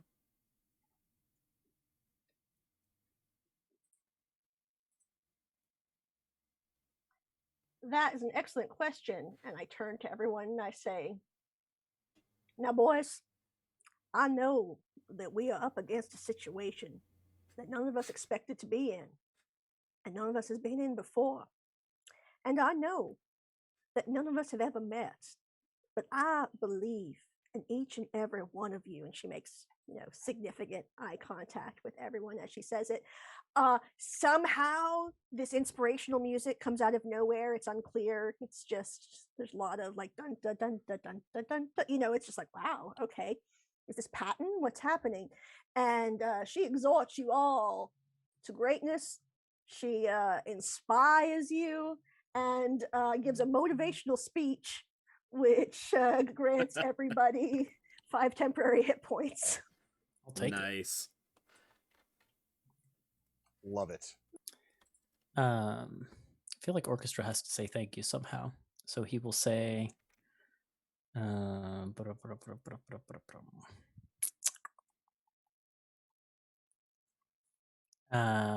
I can't find anything good in my list here. Hold on. Nope, I've got nothing. Never mind. Orchestra says, I vow. That's it. Well, let's hope this plan goes right. Alrighty, so what are we doing?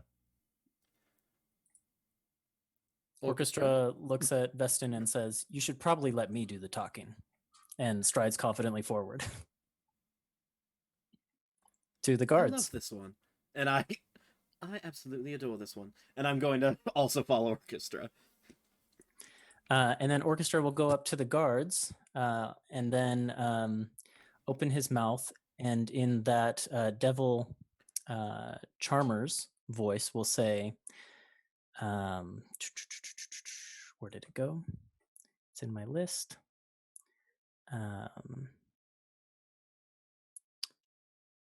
There it is. Hold, we have new orders. And then go into that speech that she had about how the enforcers needed to go elsewhere. Yep. Okay, and then as Orchestra speaks, what are you doing there, Vestin? I was going to whisper under my breath to use my guiding whispers feature to give Orchestra guidance. Alrighty, so Orchestra, I need you to make a deception check with disadvantage because you look like you as a Kenku in kitchen staff clothes. So that's okay. So with disadvantage, but I have advantage because of my spell that I cast on myself. And then I have guidance. Yep. Right, which is a D4. You've got that added D4, yeah. And I've got a D8 Bardic Inspiration if I need it. You sure do. So 16 plus 5 for 21, plus guidance here, which is a 3 for 24. For good measure, I am going to take the Bardic Inspiration because I feel like it could be a really high DC. 27. These guards take in every word you say, and they look at each other. They look back to you.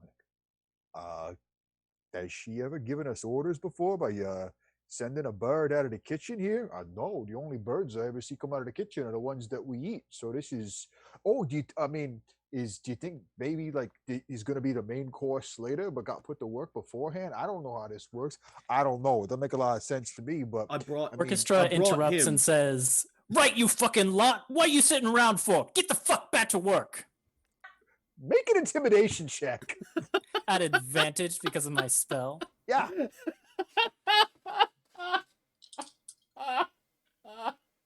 19.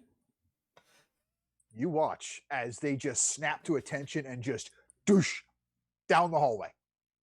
There is now no one standing in front of the doll room. Orchestra puts his sunglasses on and says, "Rinse and repeat." You are my absolute favorite bird. I love him. Orchestra just gives you a thumbs up and says in the sheep's voice, "He's not wrong." Well, with the door unguarded, Ragdoll's going to go ahead, head in, and cast Fireball in whatever the most centered area of the room is, with the most dolls, therefore being under the effect. The door is locked. Well, that's an impediment that I had not foreseen. I might. Who can open a door? All right. Someone's more dexterous than they look. Orchestra nods. I guess a sleight of hand check, would it be? Yep. I don't have any advantage, but that's a good roll. 21. Effortlessly, just you can tell, Orchestra, the door is now unlocked. Kind of pushes it open and says to Ragdoll,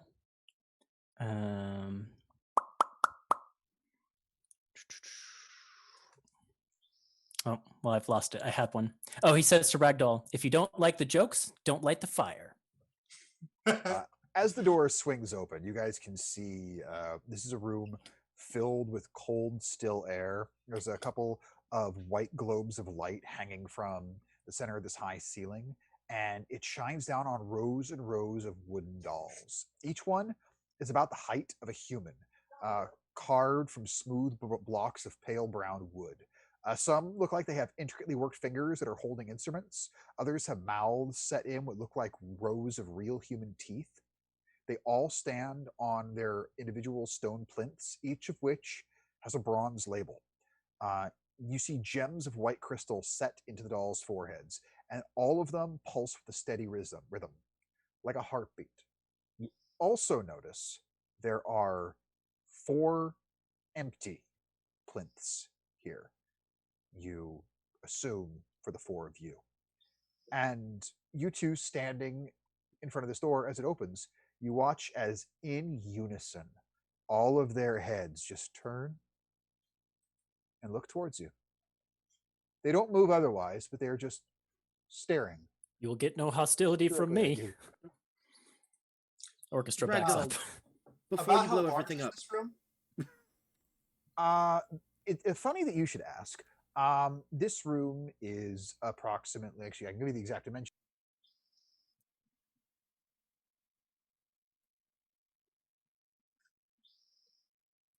Just had to double check that. I think you're going to be very happy with the dimensions of this room, as it's about 25 by 25.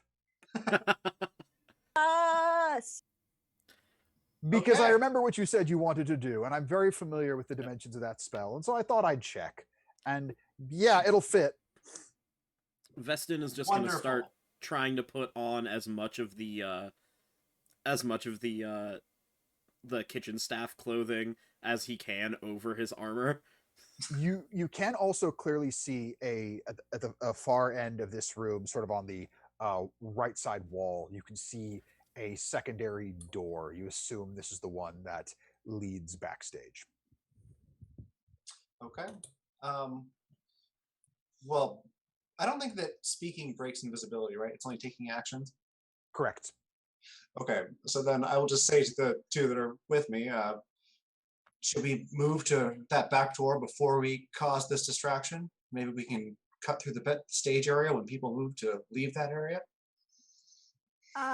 Sugar, as it turns out, shares Jamie's absolute terror of realistic looking marionette or automaton type things, and so has been standing at the doorway just in full nope, just nope. And it's like, that's a good idea. I'm gonna need one of you boys to be so good as to lead me across because I cannot look at these monstrosities, please and thank you. I'm just gonna pick Sugar up. Oh, well, all right. I guess I asked for it. Then So yeah, I guess is this like over the shoulder, like fireman carry? No, full Princess Carrie. Okay, in that case, I'm like, thank you, and I'm like this. And you could hear all of you could somehow hear in your head as he's carrying Sugar across this room. Like looking over at Vested, you can just hear "Love lifts us up where we belong." Just full officer and a gentleman realness going across this room. As you cross the room itself, you're able to see there were you saw the 4 empty plinths. There were 3 more that were out of sight from the just the doorway blocking it. There are 3 more plinths that appear to not have dolls on them. And you kind of wonder what that's about, as they do have bronze placards that seem to have names etched into them in a language you can't read. As you all move across this room, with every bit that you move, the dolls' heads just follow you. Their shoulders readjusting as you move. So they're squared up to you. You guys get the picture. I'm not going to go into further detail because I know one of our players is terrified of dolls, and unfortunately, I could not think of a good way to take them out of this. And I'll do a. That's all I'm going to describe them. You're fine. I'm gonna take my earphones off, and you can tell me when it's safe again. You're fine. So you guys get to the other side of this room. You open the door to the backstage, and you can hear music pouring in from there. And you are now in the backstage area. You can kind of glance through some of the rigging and curtains, and the 3 plinths that didn't have anything on them. You can see what looks. You're sure this is the 3 dolls that are missing from the room, but they look and move like expert musicians. They're just filling the ballroom with incredible sound. The rest of them, unmoving. They don't do or say a thing. Except for fucking stare at us. I mean, they're staring in the direction you're all at. so. I guess once we're all safely in position and whatnot, I'm gonna leave invisibility just so I can indicate to my people and make sure everyone's ready. And with Wait, before you do that, do you see the one that looks like Talia? Oh, that's a good point. You all would have noted that one passing through. I would not. I would like to cast the range on Fireball being only 20 feet, not quite 25. I can't cover the whole room. Oh, that's the radius on it. Yeah, you so can it's cover the whole 40 room. total. Oh, well, thank God. Wonderful. In that case, I'm going to just go ahead and cast some very fun spells. Let's see. A tiny bowl of bat guano and some sulfur I smash together in the air and throw into the room with all my might. If you want to roll the 8d6, you may. It's not necessary for what's about to happen.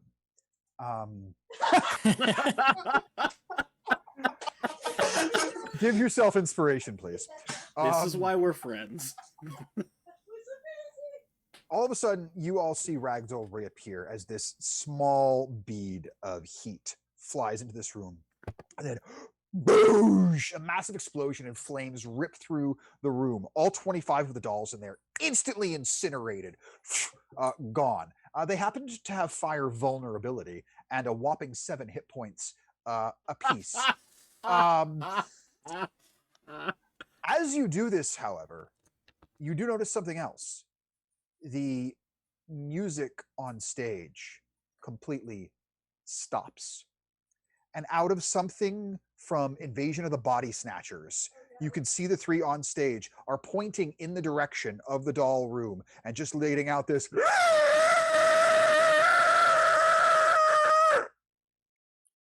orchestra says in Taylor Swift's voice, "You're gonna need to get moving." Just add a character. Bjorn, you're sleeping on the couch tonight. Oh no! What have we done? It's bound to happen from this adventure. And you can kind of hear just the din of everything. It sounds like most people are pouring. Those that the looky-loos that want to see are pouring out of the ballroom to the main hallway to see what's going on. You can also notice what looks like a couple of enforcers are getting ready to make their way up onto the stage to head backstage. And Can I try and hide? yeah, there's a lot of stuff. You guys, you may want to hide or get your asses moving. This backstage area, it's a good 50, 60 feet across. It goes from one end to the other of the ballroom. And yeah, you can see people are heading out that way. Please make a perception check for me. DC 15. Let me know if you get a 15 or better. Yep. Beat it. Got a 17. My passive 14. perception is 18. This is an active check. Like you have to actually be looking for this one. I got an 18. 14. Missed it by that much. Yep.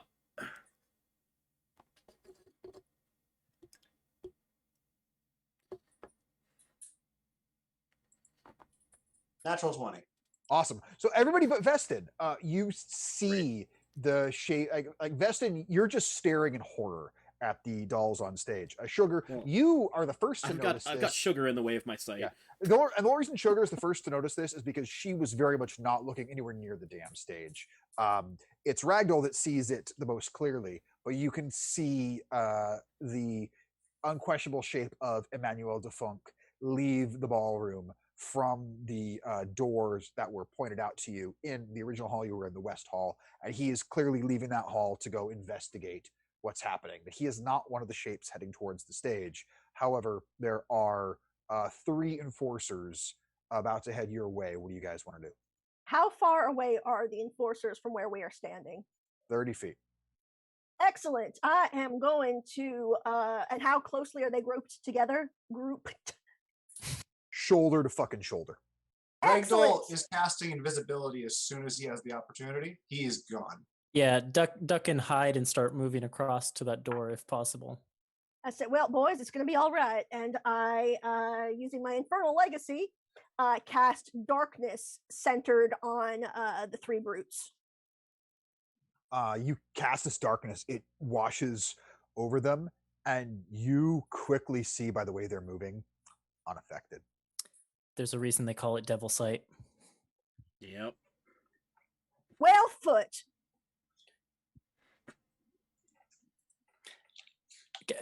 Can I make a stealth check? Yes, but I'd say go ahead. I want you to make a stealth check, and Sugar, seeing your spell, seeing that it didn't work, I need to know what you and Vestin are doing, because these devils are getting closer. I would say well Foot, and then I would jump down and try to find something to hide myself. All right, stealth checks all around, except for our invisible Ragdoll. You feel pretty good about your inability to be seen at the moment. All right, let's do this. I also feel pretty good about my inability to be seen. What'd you get? Thanks to the expertise on stealth checks, I got a 26. All right, Sugar, Vestin, what did you do for those stealth checks? I do not try to hide. Oh, I no. got a 15. Go ahead and give me a stealth check at advantage for Ragdoll. This is going to be very important. Please tell me what you rolled, Vestin. Let's see. With the math, that is 5.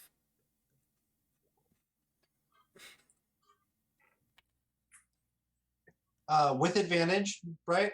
Yeah. You said not. Okay, making sure it wasn't disadvantage. Yeah. Non-natural 20. Awesome. You all, 3 of you feel very good. Orchestra, you in particular feel amazing about how well you've hidden. Then all you quickly realize something. Your last ally, Vestin, has all the stealthiness of a Sherman tank at a daycare. He loud, he clanky, and Orchestra, you find a way to use some of your sounds and mimicry to actually harmonize the horrifying noise coming out of the dolls' mouths, the din of everyone in the ballroom, and just everything that's already being clattered and moved around, that it just sounds like people trying to just get the fuck out. And you actually feel pretty good that I don't think those guards are going to come over here if we keep our asses moving. Oh, okay. I got you. Thanks, buddy. Be glad you got that 5, Jordan. Had it been lower, we'd be talking a different story. Oh, fuck. Oh, boy. Alright, I regret so this plate armor. my hope that the curtains will be closed is obviously not going to work out, but we can't really go back through the flaming wreckage. So, especially since our benefactor is coming this way, so I suggest we Then- make haste. Let's quickly exunt to the east wing. And as you start heading that way, you will also hear a voice that just coming from nowhere, but you know who the source of it is. Do not worry, I will buy you some more time. And you will see Ophelia reappear, head towards the enforcers. What the fuck are you doing coming this way, you fools? The performers, the musicians, they are heading that way. I think they are heading back towards the kitchen. She is super hot, and I wish I had more time to deal with that. So I you can all co-sign head, with that. you all head towards the opposite hallway. Making your way into this hall, you can see Making it's your way. that's right. It's covered with purple carpets and golden walls. You can see a few doorways in here. The first part you enter, though, most of this tower has been filled with this fiery yellowish light, but this first room you're able to see into has a soft white glow. It has rows and rows and rows of instruments, horns, flutes, dulcimers, drums, most of which look brand new. The directions you were given, you're sure you know which door is the study, and you can also very, very faintly hear this singing you were told about, and you can see into this room full of instruments. First door on the right, was it not? That is what we were told. Correct. You know it, brother. We were told that door was locked too, I believe. Yes. Was that the one that had like a musical lock? That was something within the room. Something within the room. Okay. Yeah, that was what we were told the safe was. Right. Right. Well, I can try and rinse and repeat the lock if we want. Let's go for it. Okay. Orchestra kind of Guidance. slides up to the door. Thank you for the guidance. It's not as good of a roll at all. It's really not. Orchestra Damn. might let you down here. Sleight of hand. 12. I will give you DC my inspiration to re-roll it. Ooh, yeah. It's not much better.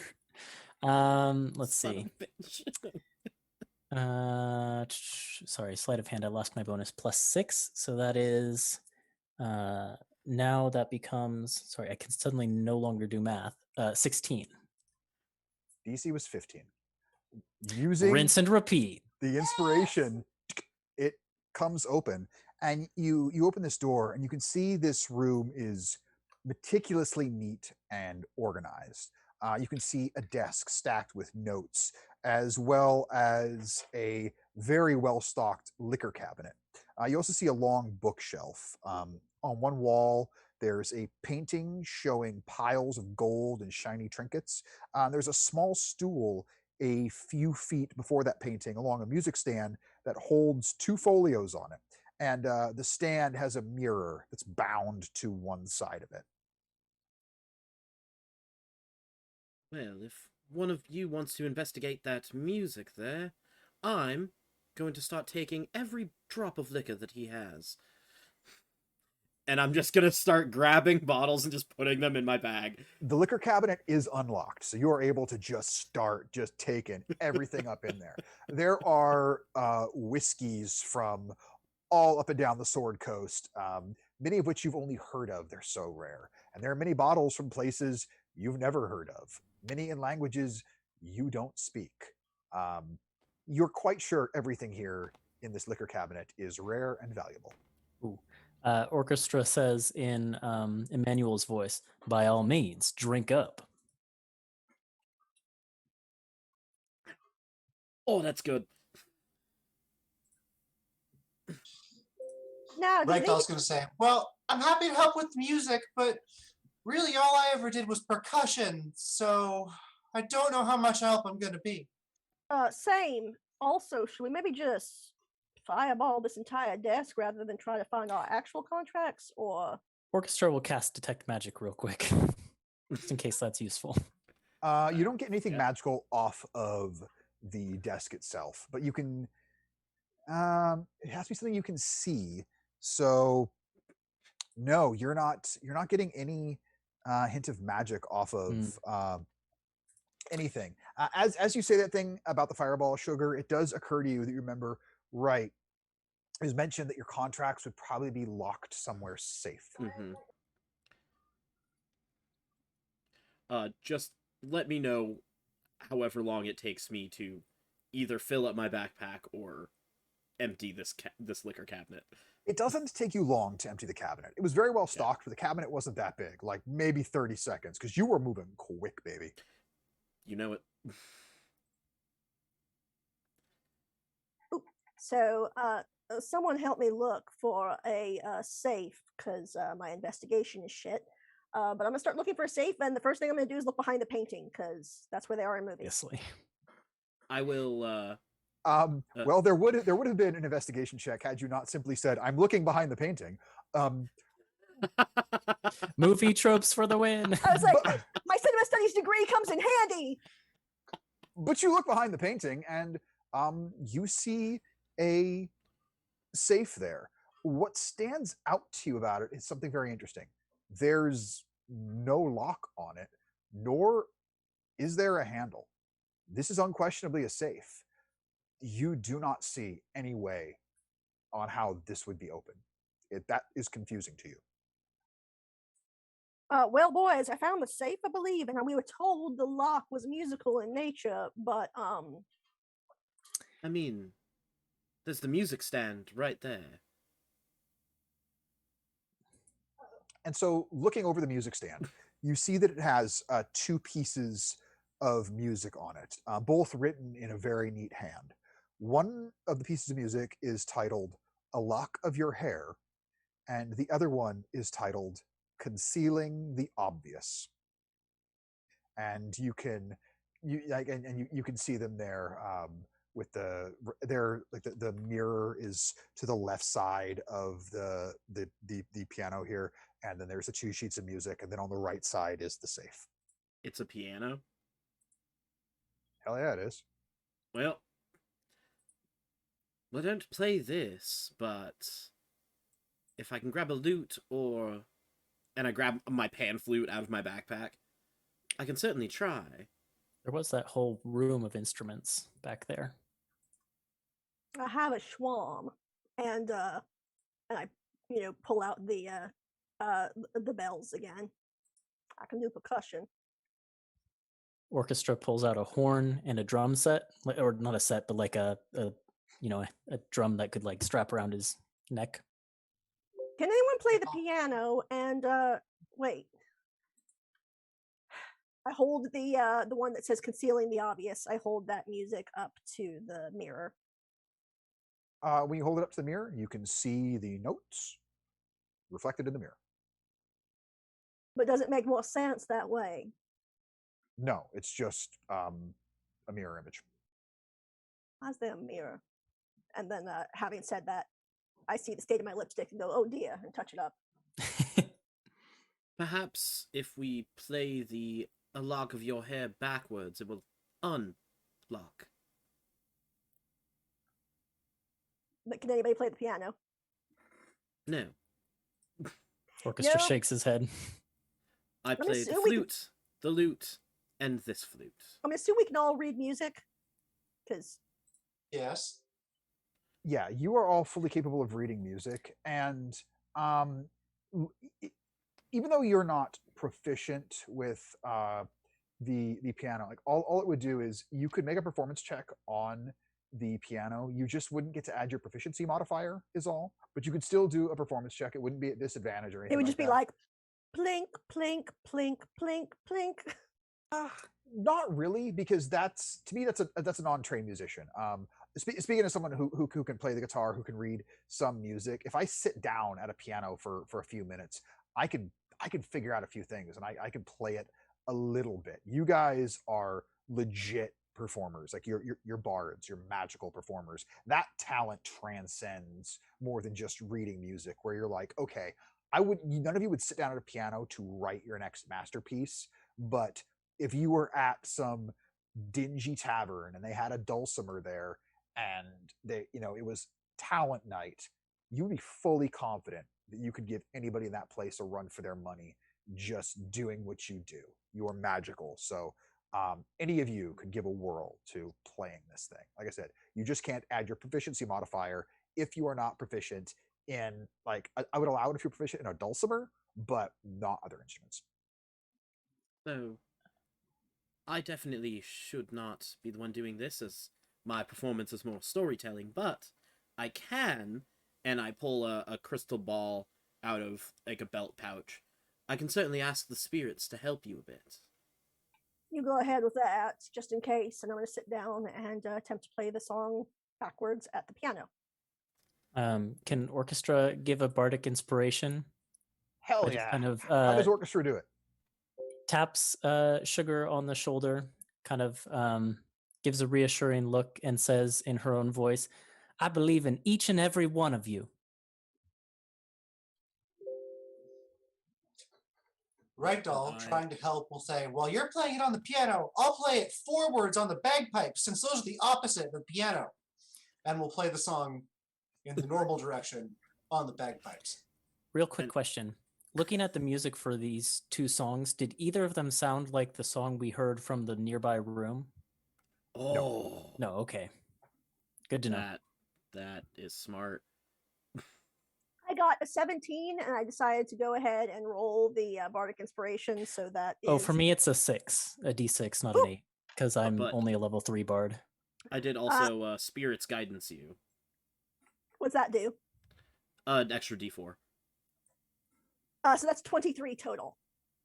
As you play this song backwards and it fills the air, you get the sense that something's happening. And with that level of performance check, you're looking at these two pieces of music, and as you're playing it backwards, looking into the mirror, now wondering if maybe this is why this mirror was here in the first place. They feel like two pieces of a puzzle. In that case, I play the other one. In that case, give me another performance check. You've used, I believe, your inspiration and all that. Yes, I have. I can do it again. Big money, no Yes. whammy. Orchestra Can I? says this time in Sugar's voice, "So clever," to give another inspiration. All May right. the spirits guide you. Well, I have a 29 this time.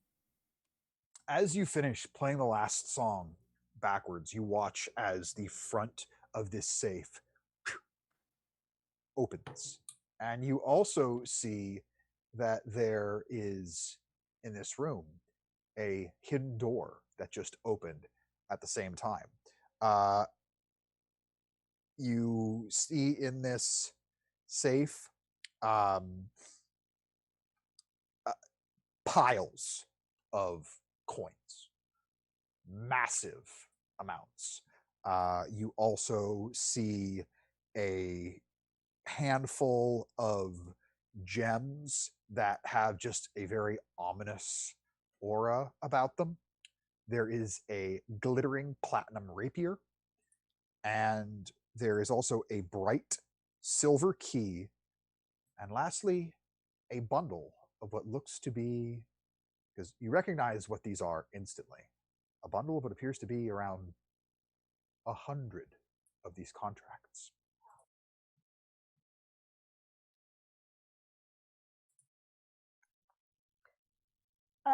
So, all right, how do we destroy these? Orchestra Do you- perfectly imitates the sound of Ragdoll's fireball. I was gonna say, do you have any more fire? I mean, I have a fireball, but that seems a bit excessive. Couldn't we just light them on fire?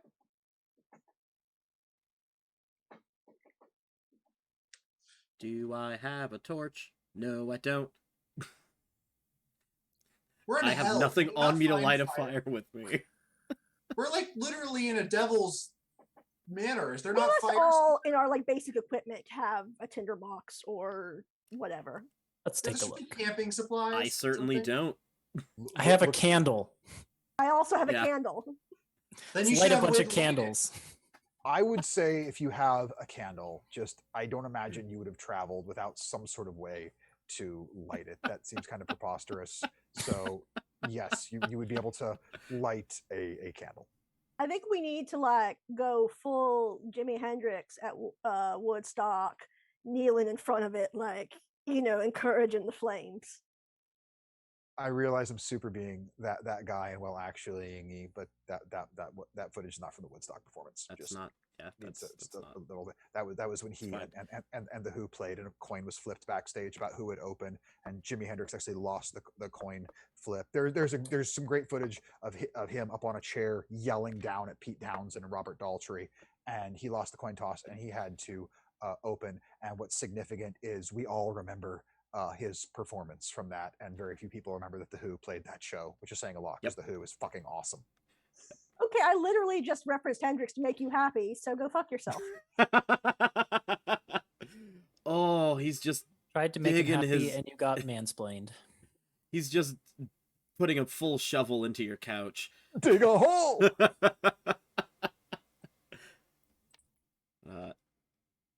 Well, if you want to do that, we might as well celebrate. And I pull just a random bottle back out of my backpack without looking at which one it is.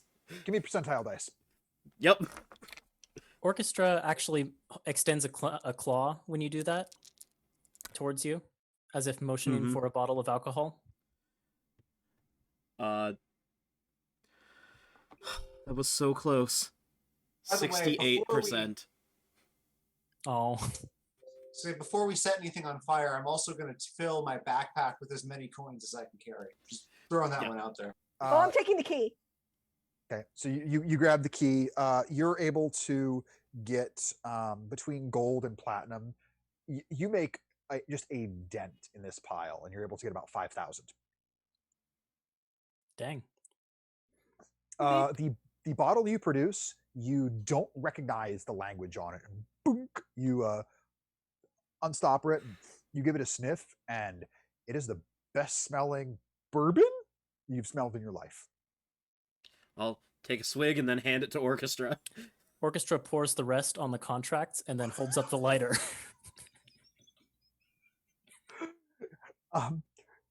You shed a tear at this, Vestin, because you're just savoring the flavor, and you turn to ask Orchestra what he thinks, and you watch as the last of this nectar falls from the bottle onto it, and Orchestra flick, woof, and these contracts Makes the fireball noise. go up in flames. So he's used Pappy as an accelerant, is what you're telling me.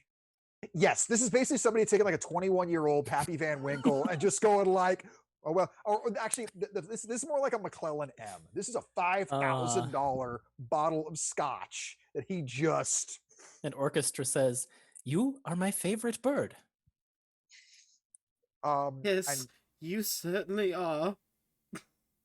These contracts just go up like tissue paper, and you all feel just this rush of euphoria come over you as these are burned, and you are positive that you are free.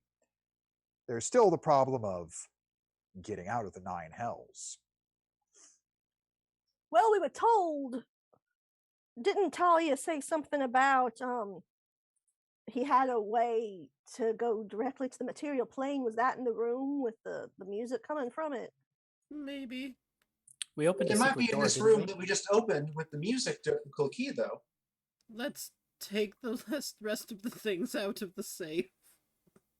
And then I we could go. I think time is the essence, boys. When they come here, we're gonna have a fight.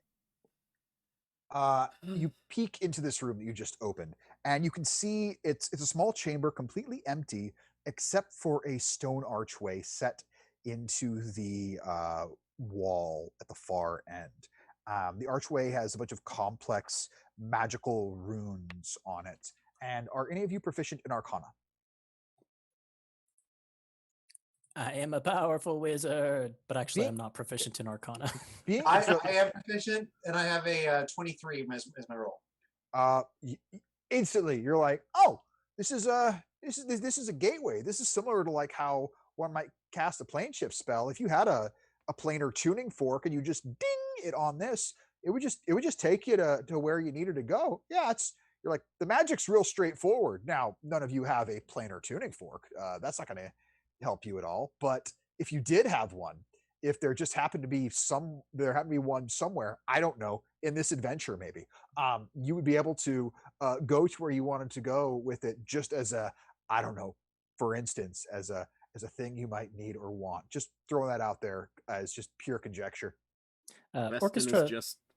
Go Orchestra for it. looks at Ragdoll and like starts like basically going up and down a scale in musical notes, and just kind of has like an eyebrow raised because you made a good Arcana check. My hope is maybe you would know the frequency we need. I feel like it's more of something that we find, but he's not that good at Arcana. Well, Orchestra's not, so that's what Orchestra's hoping. So This I whole don't- time, Veston's just been sad still in the other room, just grabbing like coins. Just it was so good. It was so delicious. sorry. Yeah, you're gathering these coins. You like, because you're doing it slowly, you gather about 2,000 divided between gold and platinum. There are these incredibly sparkling gems and like the platinum. Oh, puppy. The Hello, platinum, Rosie. the platinum rapier is there, but the gems are giving just this very. There's just something foreboding about them. Well, if everybody else is grabbing something, I'm gonna take that platinum rapier. Okay, give yourself a +2 rapier. Orchestra certainly doesn't take will. anything though. Yeah, he only destroys beautiful liquor. Just took my soul. But you can take Orchestra's portion of the coins, so there's that. Just, Well, hold on. When was Ragdoll sharing the coins? I There thought- were so- still a lot of coins in there after Ragdoll was done. You were only able to get about 5,000 before you're like full up, and there was a Fair. lot more in there.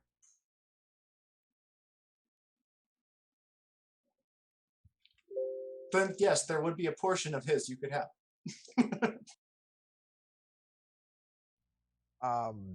But yeah, you are in this study, also looking at this portal room. You still hear this very faint singing from a certain direction, and the other thing that strikes you is the din that was coming from the ballroom seems to be dying down.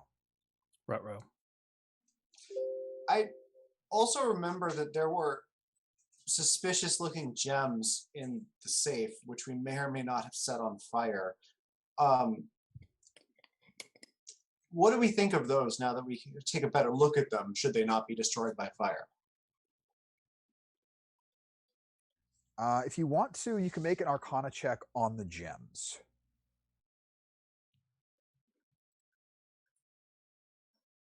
14? 14's good enough. Because you're proficient in Arcana, you just get this sense of like necromantic energy off of them, and you're like, we're in the hells. Those gems are bad. And you have heard of coins that can house a soul within them. And you're wondering if these gems might be something like that. And so while they would be unquestionably valuable to the right buyer, they would be a very dangerous thing to have on you if someone knew you did. Well, aside from trading those for a tuning fork somewhere in the hells, I'm not sure what we can do with these. I'm going to leave them there. Sugar, you grabbed that key, yes? Yes. I mean, that probably opens the room with the singing coming from it. Perhaps if that is a person trapped, they could help us. I agree. Yeah, all right. Someone want to come with me for cover? I'll cover you. It isn't difficult to get over to this room, and you see what you can see a small bedroom with, because I would assume when you see the silver lock, you use the key in it. It opens instantly, and it has a blue carpet. It looks like a plain but comfortable bed in one corner. And in the other side of the room, you see a desk. Is covered in what looks to be handwritten sheet music. Sitting cross-legged on the bed is a pale-skinned figure wearing a white robe. A pair of white wings emerge from their back, and you see a golden harp resting across their thighs. This angelic figure has their eyes closed and seems to be just singing along to this slow tune of the instrument. And then as you look at them for a second, oh, hello.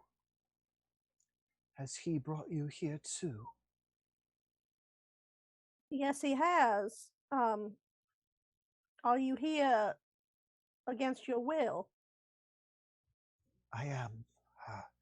I am Allegro. I was tasked with investigating the disappearance of several famous performers.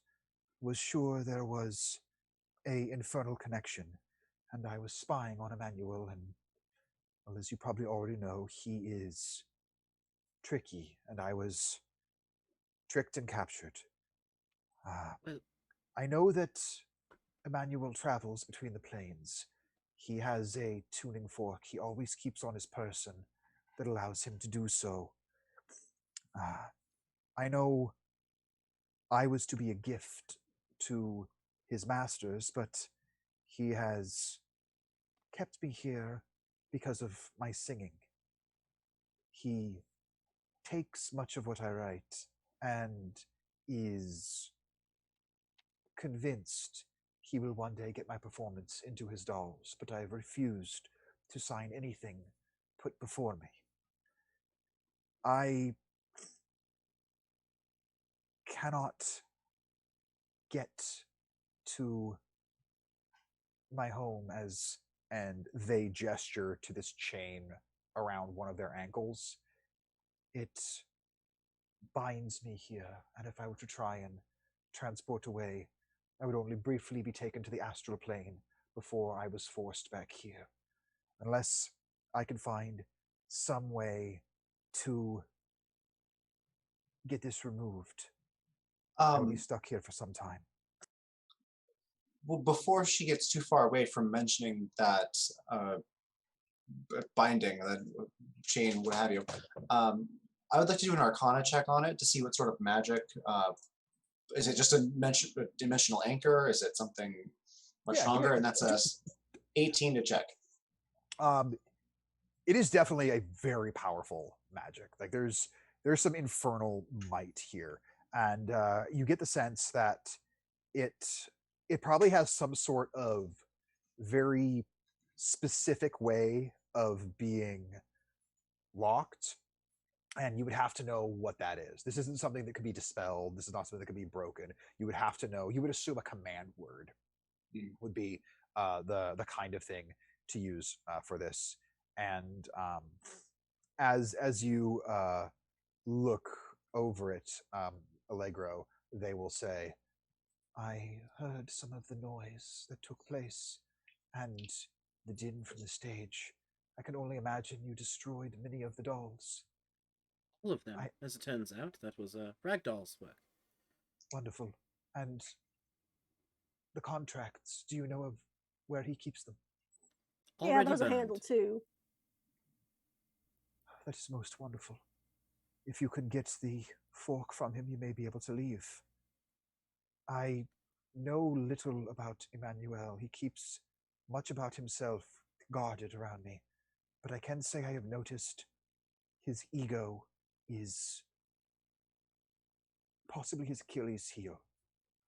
It was suggested by one in his employ that I was more talented musician than he, and he insisted that could not be possible." I'm sorry. Is this like a Devil Went Down to Georgia situation? I was Is this just what's about to happening? say. Yeah, that. Yep. Mm-hmm. All right. So, okay, Aval, is Allegra looking? Is she an angel, Asimar? They. I beg your pardon. Are they an angel, Asimar? They are very angelic in appearance. You imagine that they are somewhere of one of the angelic uh, creatures. Um, you're not sure precisely what, but if you were to call them something, you would say angel would be the most proper term. This is not a humanoid. This is not simply an Azamar who would walk the prime material plane. This is somebody from one of the angelic planes. Okay, Well so then. Sugar turns to Vestin, or kind of like leans into him, and then out of the corner of her mouth, under her breath, says, "Okay, Aval, dibs." Now, Gotta respect the International Dibs Treaty. Interplanar, even. Yeah. now, Allegra, do you happen to know how this binding was put upon you? Because we would hate to leave you behind. It was when Emmanuel was able to trick me, and it was once placed around my ankle. I was unable to leave this plane. I've tried many different words, notes, phrases, anything to release it, but I've come up with nothing as far as what could possibly free me from this binding. I don't know if Yeah. there's some chance that perhaps within his study you may find something that may assist you. I do not know. I have a slightly better idea. A gambit that, even if it fails, may still fail in a way that benefits me. Uh, you mentioned his ego, and I do believe any of us could put on a performance that could put him to shame. If we place a bit of a wager, and the wager will be at the end of it, regardless of if we win or lose, at the end of it, he will give, well, the three of you, well, four of you, the tuning fork and let Allegra go. And if we lose, he gets to keep me doing readings for him for until the end of my days. And if we win, he gives us all that and we leave and he does not keep me. Because even if we lose and I stay here, well, that keeps me from my eventual end of being drawn into a hag coven and becoming a hag. Knowing for what I know of him, the offer you speak of is quite steep. I do not believe he would go for all of that.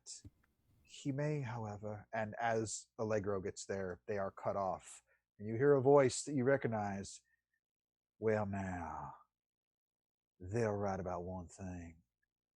I'm not about to wager any bit of this angelic masterpiece. However, am I hearing some sort of insinuation that any one of you can play anywhere as good as me now?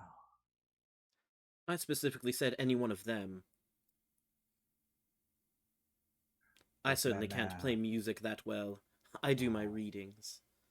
Well, now, I've got a very, very interesting cadre of high paying, very, very refined tastes who have seen all sorts of performance across the multiverse. So I would be more than happy to put whatever talents you got versus what I have. After all, it's been some time since anybody had enough gumption to step up on stage across from Emmanuel DeFunk and see if they belong in my presence or if they really should just stay in my shadow. Well, that's ominous, but I'd say we want to funk. We've got to Yeah. have that funk. Well, then. I say, bring it on, Defunk. Real simple. Before I couldn't help you it. against the one of me. And as he says that, you hear another voice you recognize. No, it ain't gonna be like that. It's gonna be the five of us against the one of you. And you see that T Swift is holding her lute in her hand. Aye, it looks like I remembered how to do a few things. I found you were keeping this in your little instrument room there. It's got a layer of dust on it, Emmanuel. She doesn't like dust. So, but the five of us against the one of you. And he'll cut her off. I'll take that. Best 3 out of 5. I win. You all are my personal entertainment. You win. And he will pull part of his coat aside. You can see this glittering tuning fork hanging on his hip. You can have this. How's about it? Well, I'd love if there was a way we could also get Allegra free, but if that's the best we can do, that's the best we see can now. Even if I threw Allegro in with the deal, well, here's the problem. That little anklet there would prevent them from going anywhere. So all you got to do is get that off, and they can leave whenever they want. I'll make that part of the deal.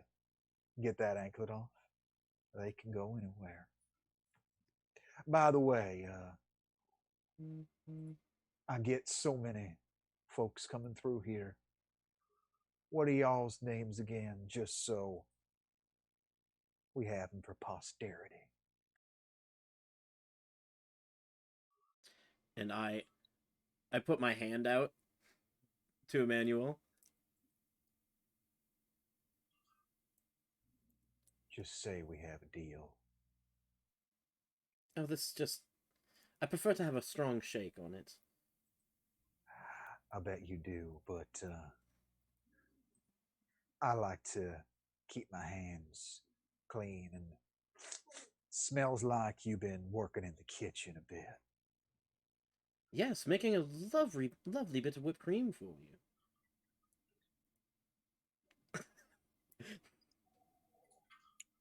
Hey, so while And so Oh. he will. Fine, you want to do it like that? He will take your hand and shake it. I will attempt to cast Bestow Curse. Very cool. What's the save on that? It's a wisdom save of he'll probably beat it. 15. 14. Natural 15. Yeah, that's what I figured. It's fine. Did he need our names for a reason? Did we need to restate our names for him? You don't get the sense that it's for like any other reason than He actually forgot? No, do you think that it's for the only reason this would be is to bind this deal he's offering? Perfect. Then, in response to that, Orchestra will step up and say in the angel's voice, "I am Allegro." That's a cute trick, but don't quite work that way. I forgot. We gotta do okay. something. We gotta Then do something he- different with you. Then he shakes his head and says, in a quite different voice, where did it go? Where did it go? "And I'm Inspector Trunks." That's funny. You got any more funny bits like that in there, Bird? That's all right. My name is Ophelia DeFunk. Oh shit! You look as his face goes stark in horror, and you hear a as the anklet around Allegro's ankle disappears, and he goes, What? "Where What? in the 9 goddamn tales did you learn that name?" Yes! Orchestra! Oh my god! No way!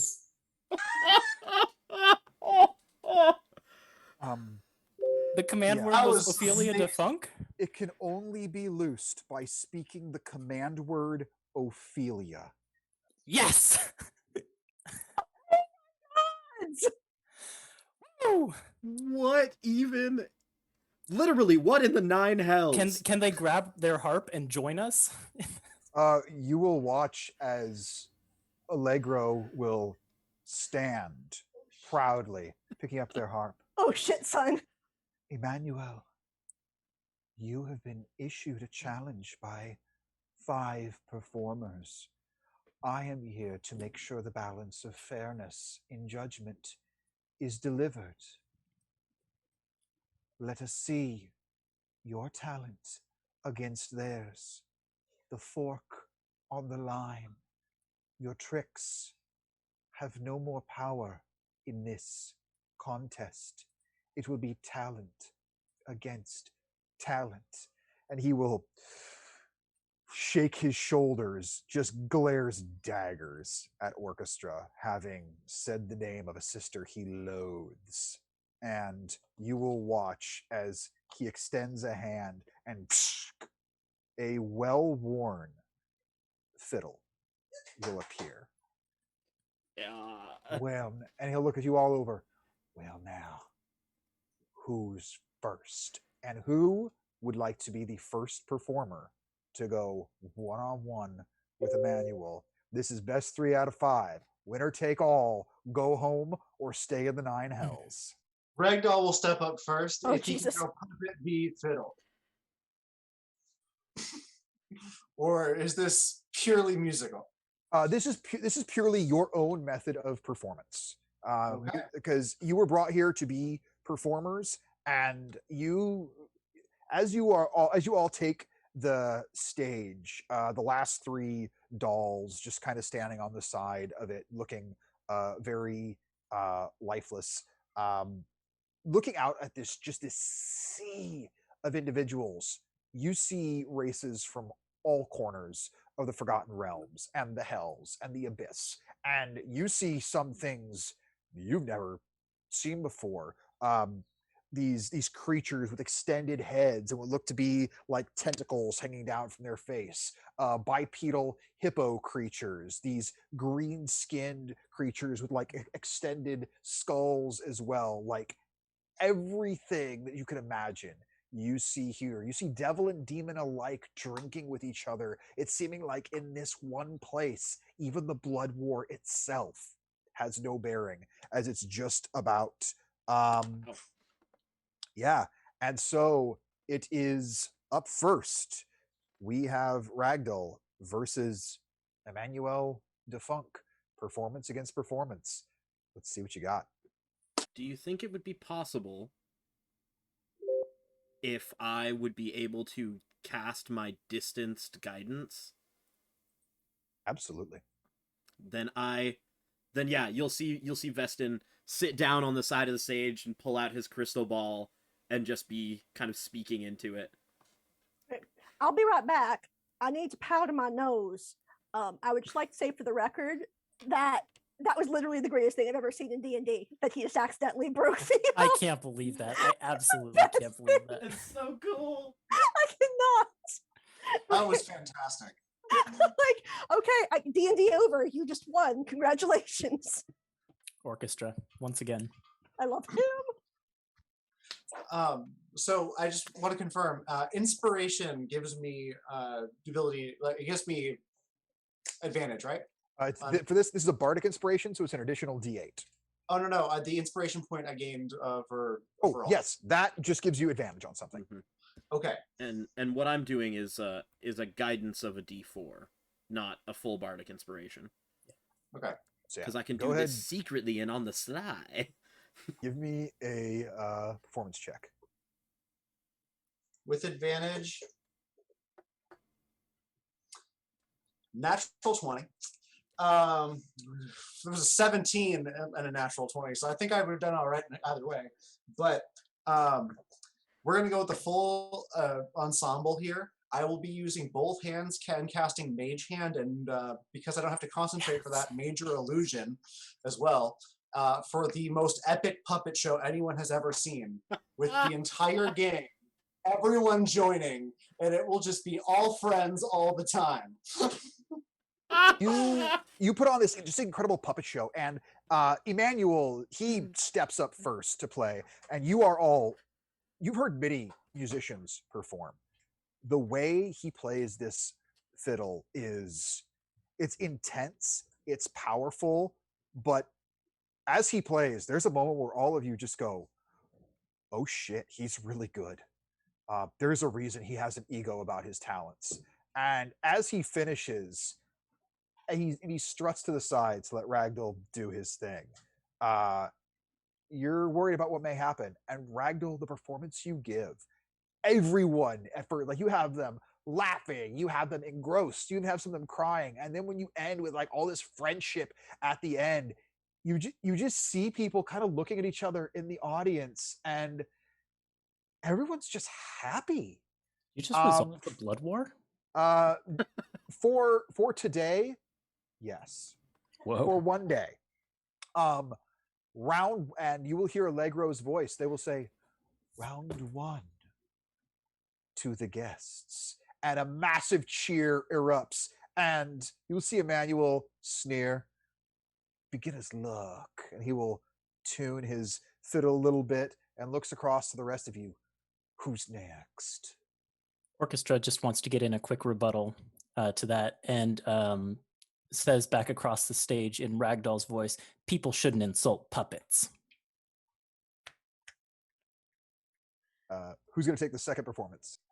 I will, but I'm going to look at the other two and say, can one of you give me a little inspiration just in case?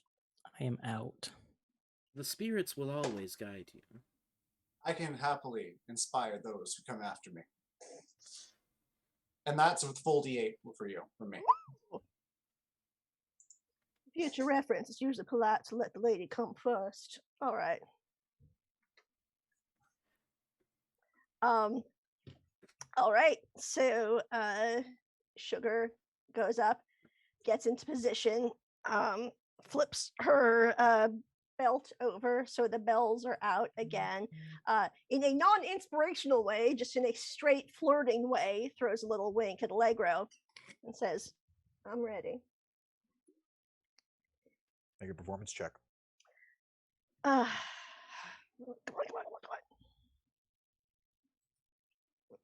I'm looking at all my D20s going, which one is speaking to me right now? Which one feels like it wants to do the right thing? It's the blue one. I don't have blue. That is not her aesthetic.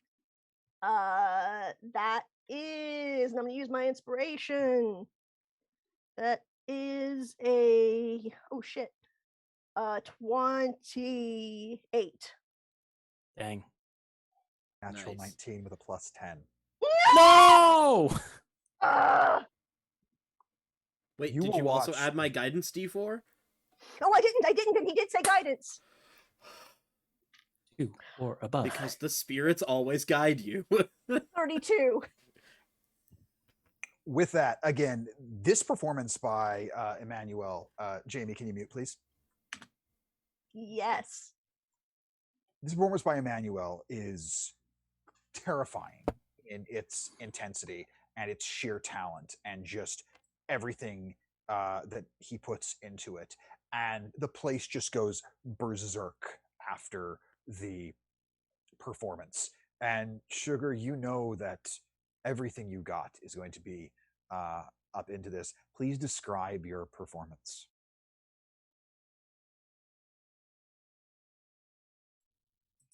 Okay.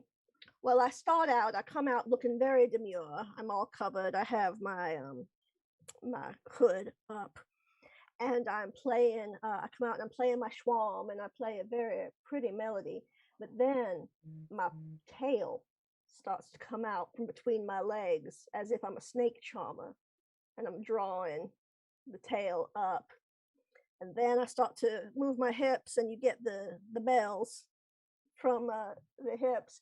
And then it turns into a sort of Dance of the Seven Veils situation where I, you know, in a very, very tasteful and classy way, remove the various layers of the clothing. And it ends up that I'm doing a little pas de deux with my own tail as if I'm dancing with a snake. And so, as you all watch this incredible performance by Sugar, like she's got the crowd just in the palm of her hand, her tail wrapping around, doing the snake charmer as the layers come away, as she's playing on her shawm, and it gets to the end of the performance, or what you think is the end, and you're just having this feeling like Emmanuel won this round. You're about to be 1-1. And Sugar has her back to the audience, looking like her performance is over. And she just looks over at Vestin's direction, gives him a wink, and the snake tail comes up over her shoulder, grabbing what looks to be the last of the veils. And as she turns around, the tail holds it high, and you just see her pose there, of course, with pasties, because that's what burlesque be. And you have to have them, or it's just, it doesn't work right. But yeah, you see this moment, and in that moment, the snake having succumbed to her charms, and she looks over at Emmanuel, as she can tell in this moment by the crowd reaction. Sugar, you've won, and you just give him the most sarcastic bow. I just realized this is important. I am somehow in this performance both Eve and the snake, and my pasties are apples. Love it. Who is the third challenger? Orchestra looks concerned as he looks at Vestin and says in a bear's voice, shit, I didn't sign up for this. Then I will. I only have a +5 to performance, and knowing he has a +10, I'm very scared. Yeah. Well, let's hope I can do this. Well, and I you get look to taste- Sugar. I could use a lovely assistant. Blow him a kiss, or do you need me to just vamp? I just need bardic inspiration, please. All right, and what is Oh, Ragdoll looks around and at him. doesn't work that way, unfortunately. You can only have one bardic inspiration at a time. Yeah. I'll just take whoever's his biggest. oh, mine is definitely the biggest, honey. I'm sorry, my other bard just jumped out for a second. Yeah, Trixia really did come out right there. Oh, honey! So, Vestin will come up and basically splay a deck of cards, and I'll need someone from the audience to tell the tale of their past, their future, and of what could be. You will Any watch. takers? You will see as you hear them before you see them. I would like to hear what my future is, and the crowd will part as Ophelia Defunk will stride up to you, staring daggers at her brother with each step. Go ahead and tell me what has, and what is I am so curious. Well, first let us see what has. And I take the cards in both hands, spiral them out, throw them up in the air, and then a mage hand will catch one of them. And I'll just roll for my performance now, I guess. And that's D8 for the Bardic Inspiration, yeah? Lovely. All right, that is 21, 22, 23, 24. 24. Let's see. In the past, it appears you have always had a certain someone looking out for your worst interests, and in the past, once or twice, they have tripped you up. Now, to the present, and I'll use prestidigitation to gather my cards back up and do the same flourish again. The present. This card, it appears to say that you will overcome a great annoyance in your life, a grand annoyance, one might say a little bit of full of itself annoyance. In your life will soon be defeated by the mere sound of your name. And for your future, and I look straight at Emmanuel. Well, for your future, I gather up the cards again, and this time I throw them at Emmanuel, and I use the mage hand to hold one card on his nose. And your future? Oh, your future is grand riches at the humiliation of someone you despise. Your total was 26, correct? That is correct. Okay. I'm gonna laugh real hard if I lose this one still. Yeah. As you finish that, Emmanuel, her future's insignificant. I think your future is going to be here with me for a long time. And he just goes back into a flourish, and a moment of dread washes over you as you realize something. It clicks with you. You thought this was too easy. Where he stopped playing was a break in the song. And he picks it back up, finishes with a flourish, and with a 28, this round goes to Emmanuel. Orchestra, it is No, your I time really to didn't want it to shine. come to me. It's Well, 2 we to still got 1. T Swift too. It's We 2 to still 1. got T Swift as well. And if it comes down to T Swift, I'm going to figure out how to do it, because I'm not going to roll against myself for you guys, because that's anticlimactic.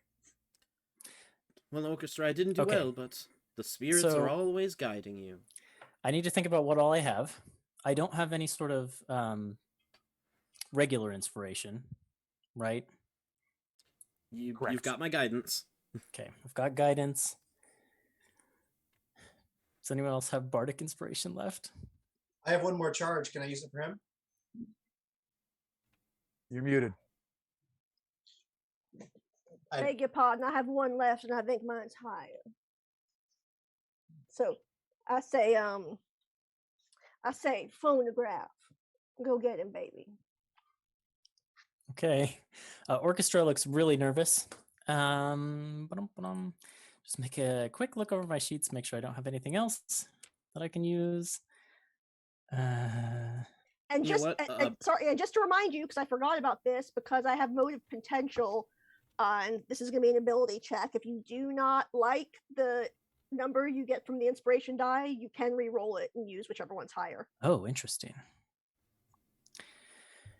Okay, well, here goes nothing. Orchestra steps out onto the stage,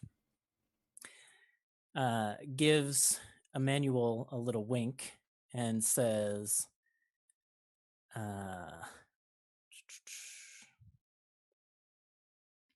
well, it's here we go. We'll go back to the oldie but the goodie. I'm more dexterous than I look, they say. And he opens his mouth, and out from his mouth comes a perfect mimicry of Emmanuel's last song, but he pulls the drum set out in front of him and adds to it with his own layer. And then, yeah, I guess I'll make a performance check. Performance check.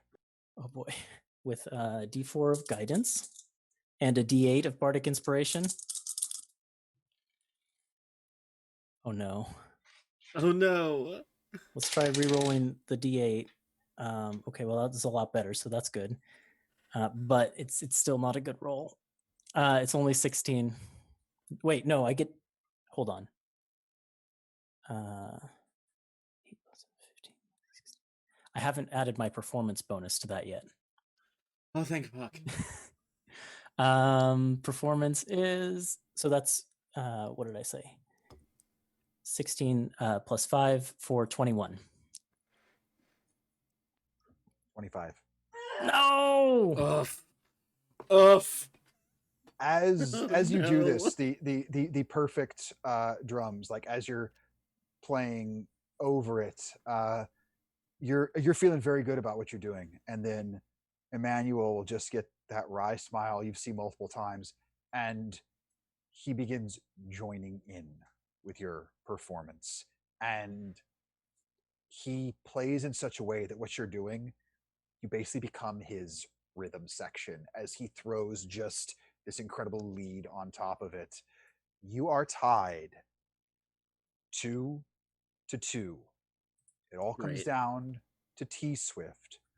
Who would like to roll for her? I'd like to tell her a spirit story before she performs, if there's time. There's just enough time. Technically takes an action for what it's written for me. Mhm. All right. I really hope that I can roll this well, or it's a tale from beyond. And I roll a d12 to see what kind of tale it is. Okay. And I hope it's useful. It's absolutely not. I tell her a story about battle for some reason, because I just let the spirit speak through me. So she's got a bonus to an attack. I can understand why a story about the Blood War might take your mind over here being in the Nine Hells. Appreciate what you're trying to do. Oh, for fuck's sake. I Yes, really have that's to not I really that's have to not play the against him. tale I was hoping to channel, but Oh, here we are. I understand. I can't believe I have to play against him. I don't think I can do this. I don't know. I've been here for so long, and she looks at her lute. You know, she's cleaned most of the dust off it. She's like, "Will I really still know how to play it? I don't even know what I'm doing here. So please help me." Well, even though that tale was awful, my spirits are always guiding you, and I spin my crystal ball in my finger. I will give her my last charge of 1d8 Bardic Inspiration, and unless someone feels lucky, I will roll for her. Who's Get feeling after lucky? it, bud. A D20 for performance, a D8 Bardic Inspiration, and a D4 Guidance. I've got her modifier sitting right over here next to Emmanuel's. Just tell me what you roll. I don't know if this will help in any way, but I do still have this hanging out, so I might as well do it. Looking around, is there on this stage? I'm looking for a or in the wings, I'm looking for a non-magical item that's sitting around. Easy enough to find a wine glass or something. I want something bigger than that. What are you looking for? You can find all sorts of things in this ballroom. Okay, well, I'm familiar with. Just non-magical items, not super descriptive. So I don't know what you're. Yeah, looking for. no. Well, I'm familiar with the T Swift catalog, so I am going to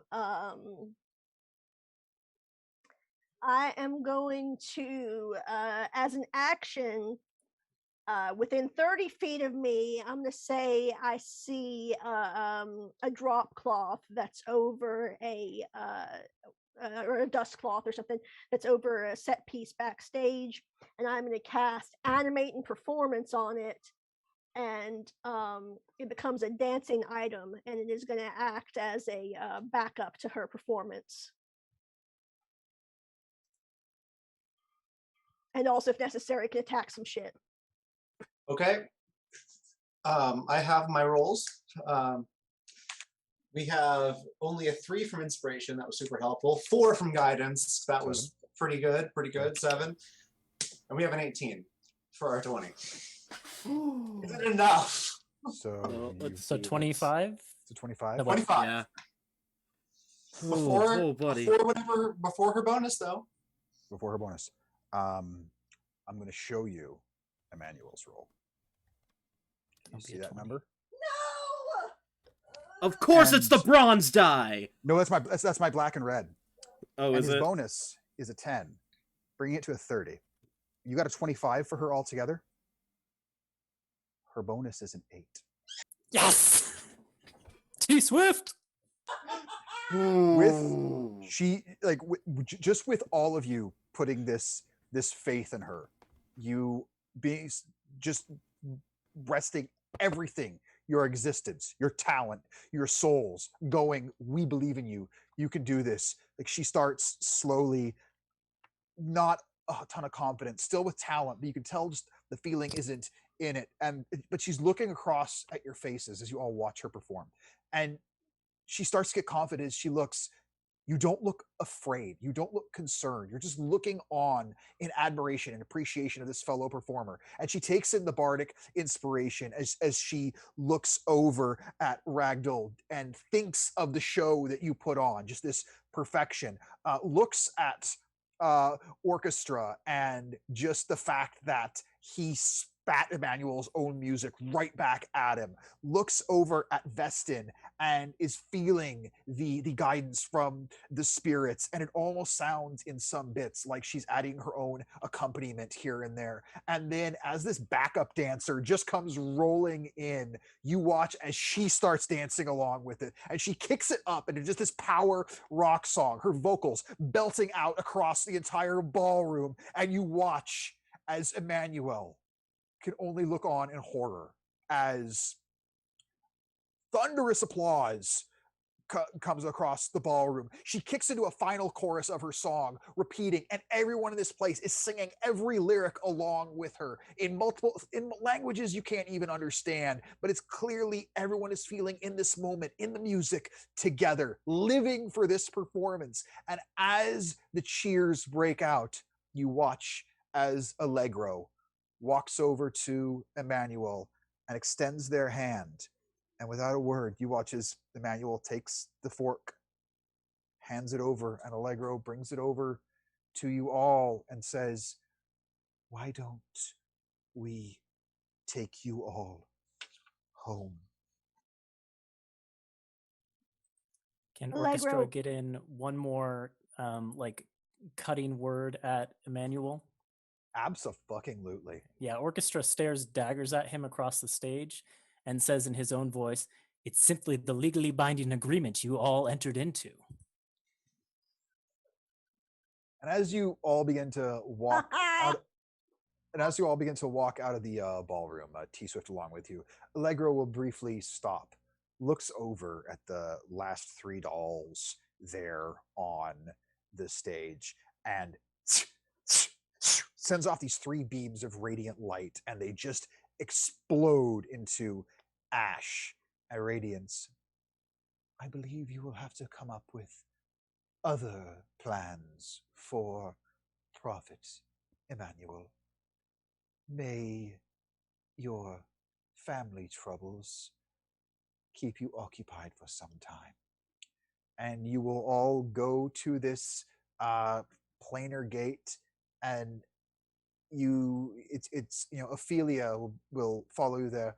"It is quite simple. All you have to do is think of where you want to go, tap the fork against the arch, and you will be taken there." And so, for each of you, wherever it is you wish to go, one by one, you tap the fork, passing it to the next in line as Orchestra. you pass through. Orchestra, do you mind if I go with you? Where I'm from is the last place I would like to be. Orchestra says, gives you a thumbs up and says, Um, what's a good one? What's a good one? Rinse and repeat. And then we'll hold out a claw to you as if to walk in together. I grab Orcus's claw. You watch as those two go in first. The tuning fork now being handed back to Ragdoll and Sugar. Well, Right. I don't really have anywhere to go back to. I've always been a traveler. Where are you going? Jesus, what world are we in? So I can make up some place that I'm from. I mean, you could say you're from anywhere in the multiverse. This is a multiverse interplanar gate. This is the MacGuffin gate. It can take you wherever you want to go. The Magatefin? Well, I was last playing in a very nice venue up in Western called the Velvet Cabaret.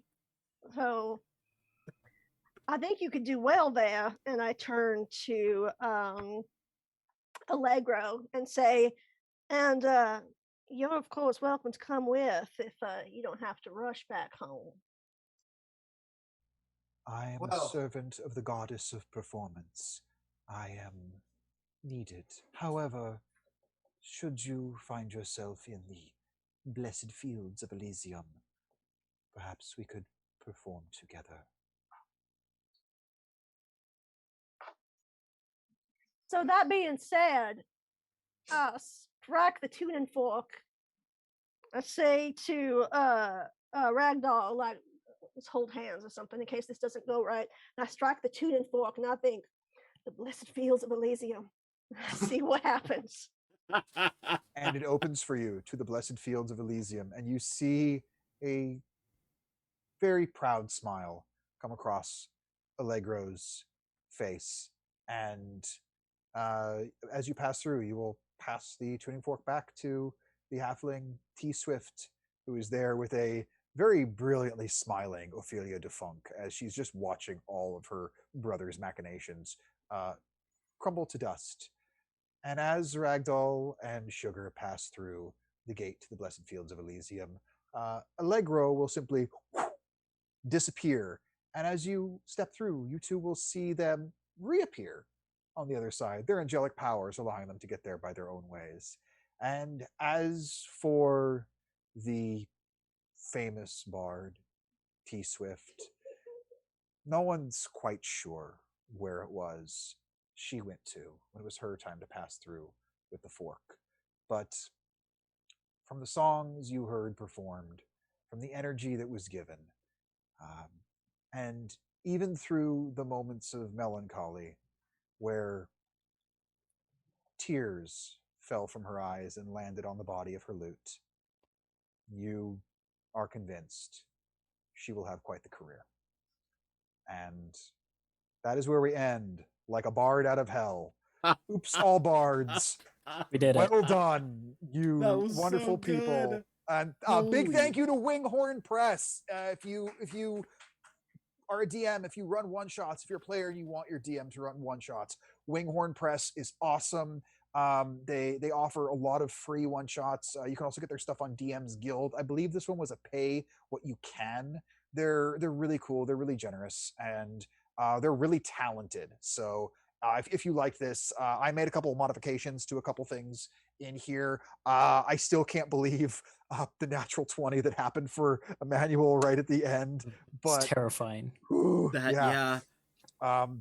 And anybody who's who, you know, if you think I fudged it for anyone, you can go ahead and look in the stats for it.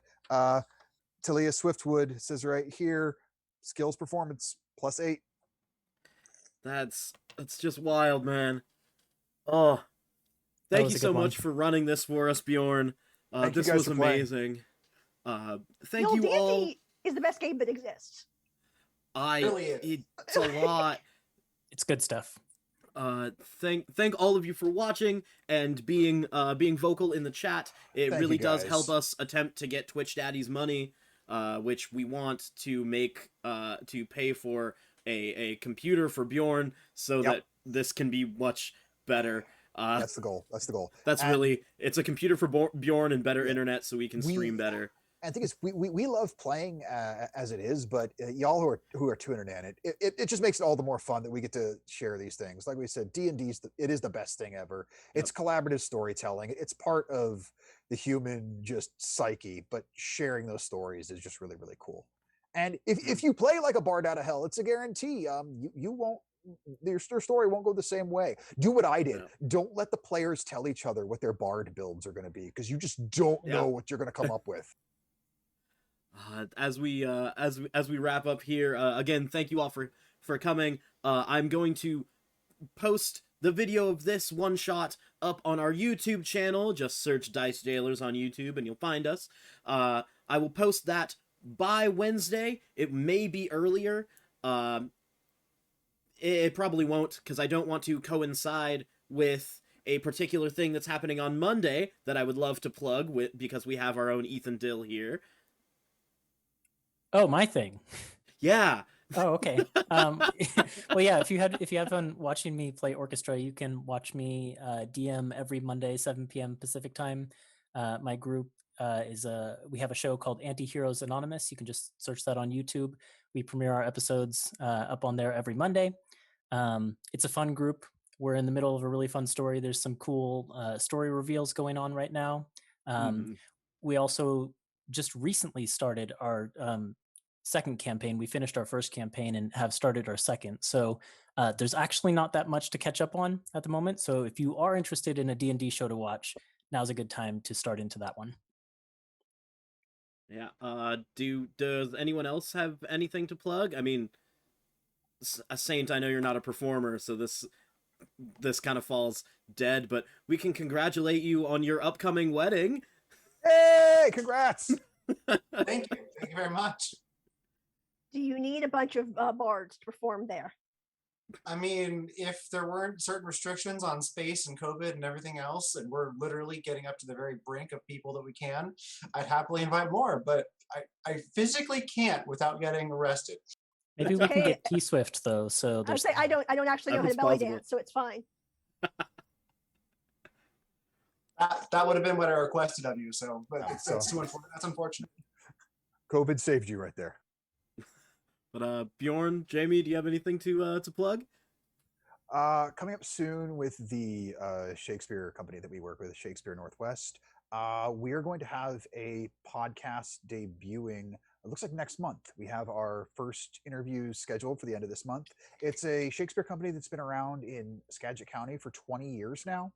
And we're going to start by talking to the founder of the festival, the first directors, and just how all of it came to be. Because the fact that a nonprofit Shakespeare company in Skagit County is still living and breathing it's a testament to a lot of things up there. It's a really cool organization.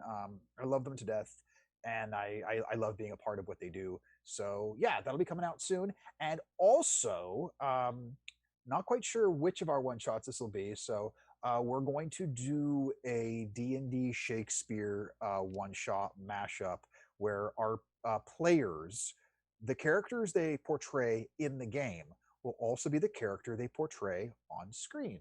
So for example, if someone said my character is going to be Tybalt, then that would be Tybalt interacting on screen, as well as that would be the character in game. So all there will be banter in game, out of game. It'll be a ridiculous, silly time, probably really similar to like Oops All Bards, when you just get a bunch of friggin' performers on the same screen. And I'm gonna get a couple company members from that group to actually play. Some of them are familiar with D&D, and some of them are not so familiar. And I'm really looking forward to the not so familiar ones with a little bit of what do I do? And it'll be fun to see what classes we translate some of these characters into. Yeah. So that'll be silly. That'll be coming later this year. And yeah, those are kind of the big things right now, in addition to trying to figure out what our one shot will be for July. But more announcements on that to come. I'll finish us out with plugging things.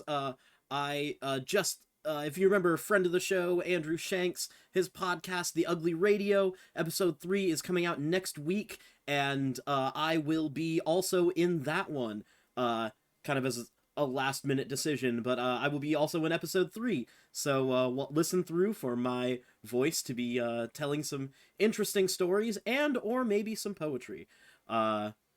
Now to close us out, as always, we have our regular Dice Jailer show on Thursdays at 5:30 p.m. Pacific Standard Yup. Time. Thank you again for watching. Thank you again for hearing all these plugs. Friends, thank you for being here and playing with us. Yeah. Ethan, double thank you for being orchestra again. Love orchestra. I had just always This- had fun with him, so This has been such a fucking great romp. But that's our time. Bjorn, what do we always say? Do something nice for yourself this weekend. Actually, it's con is a dump stat. Con is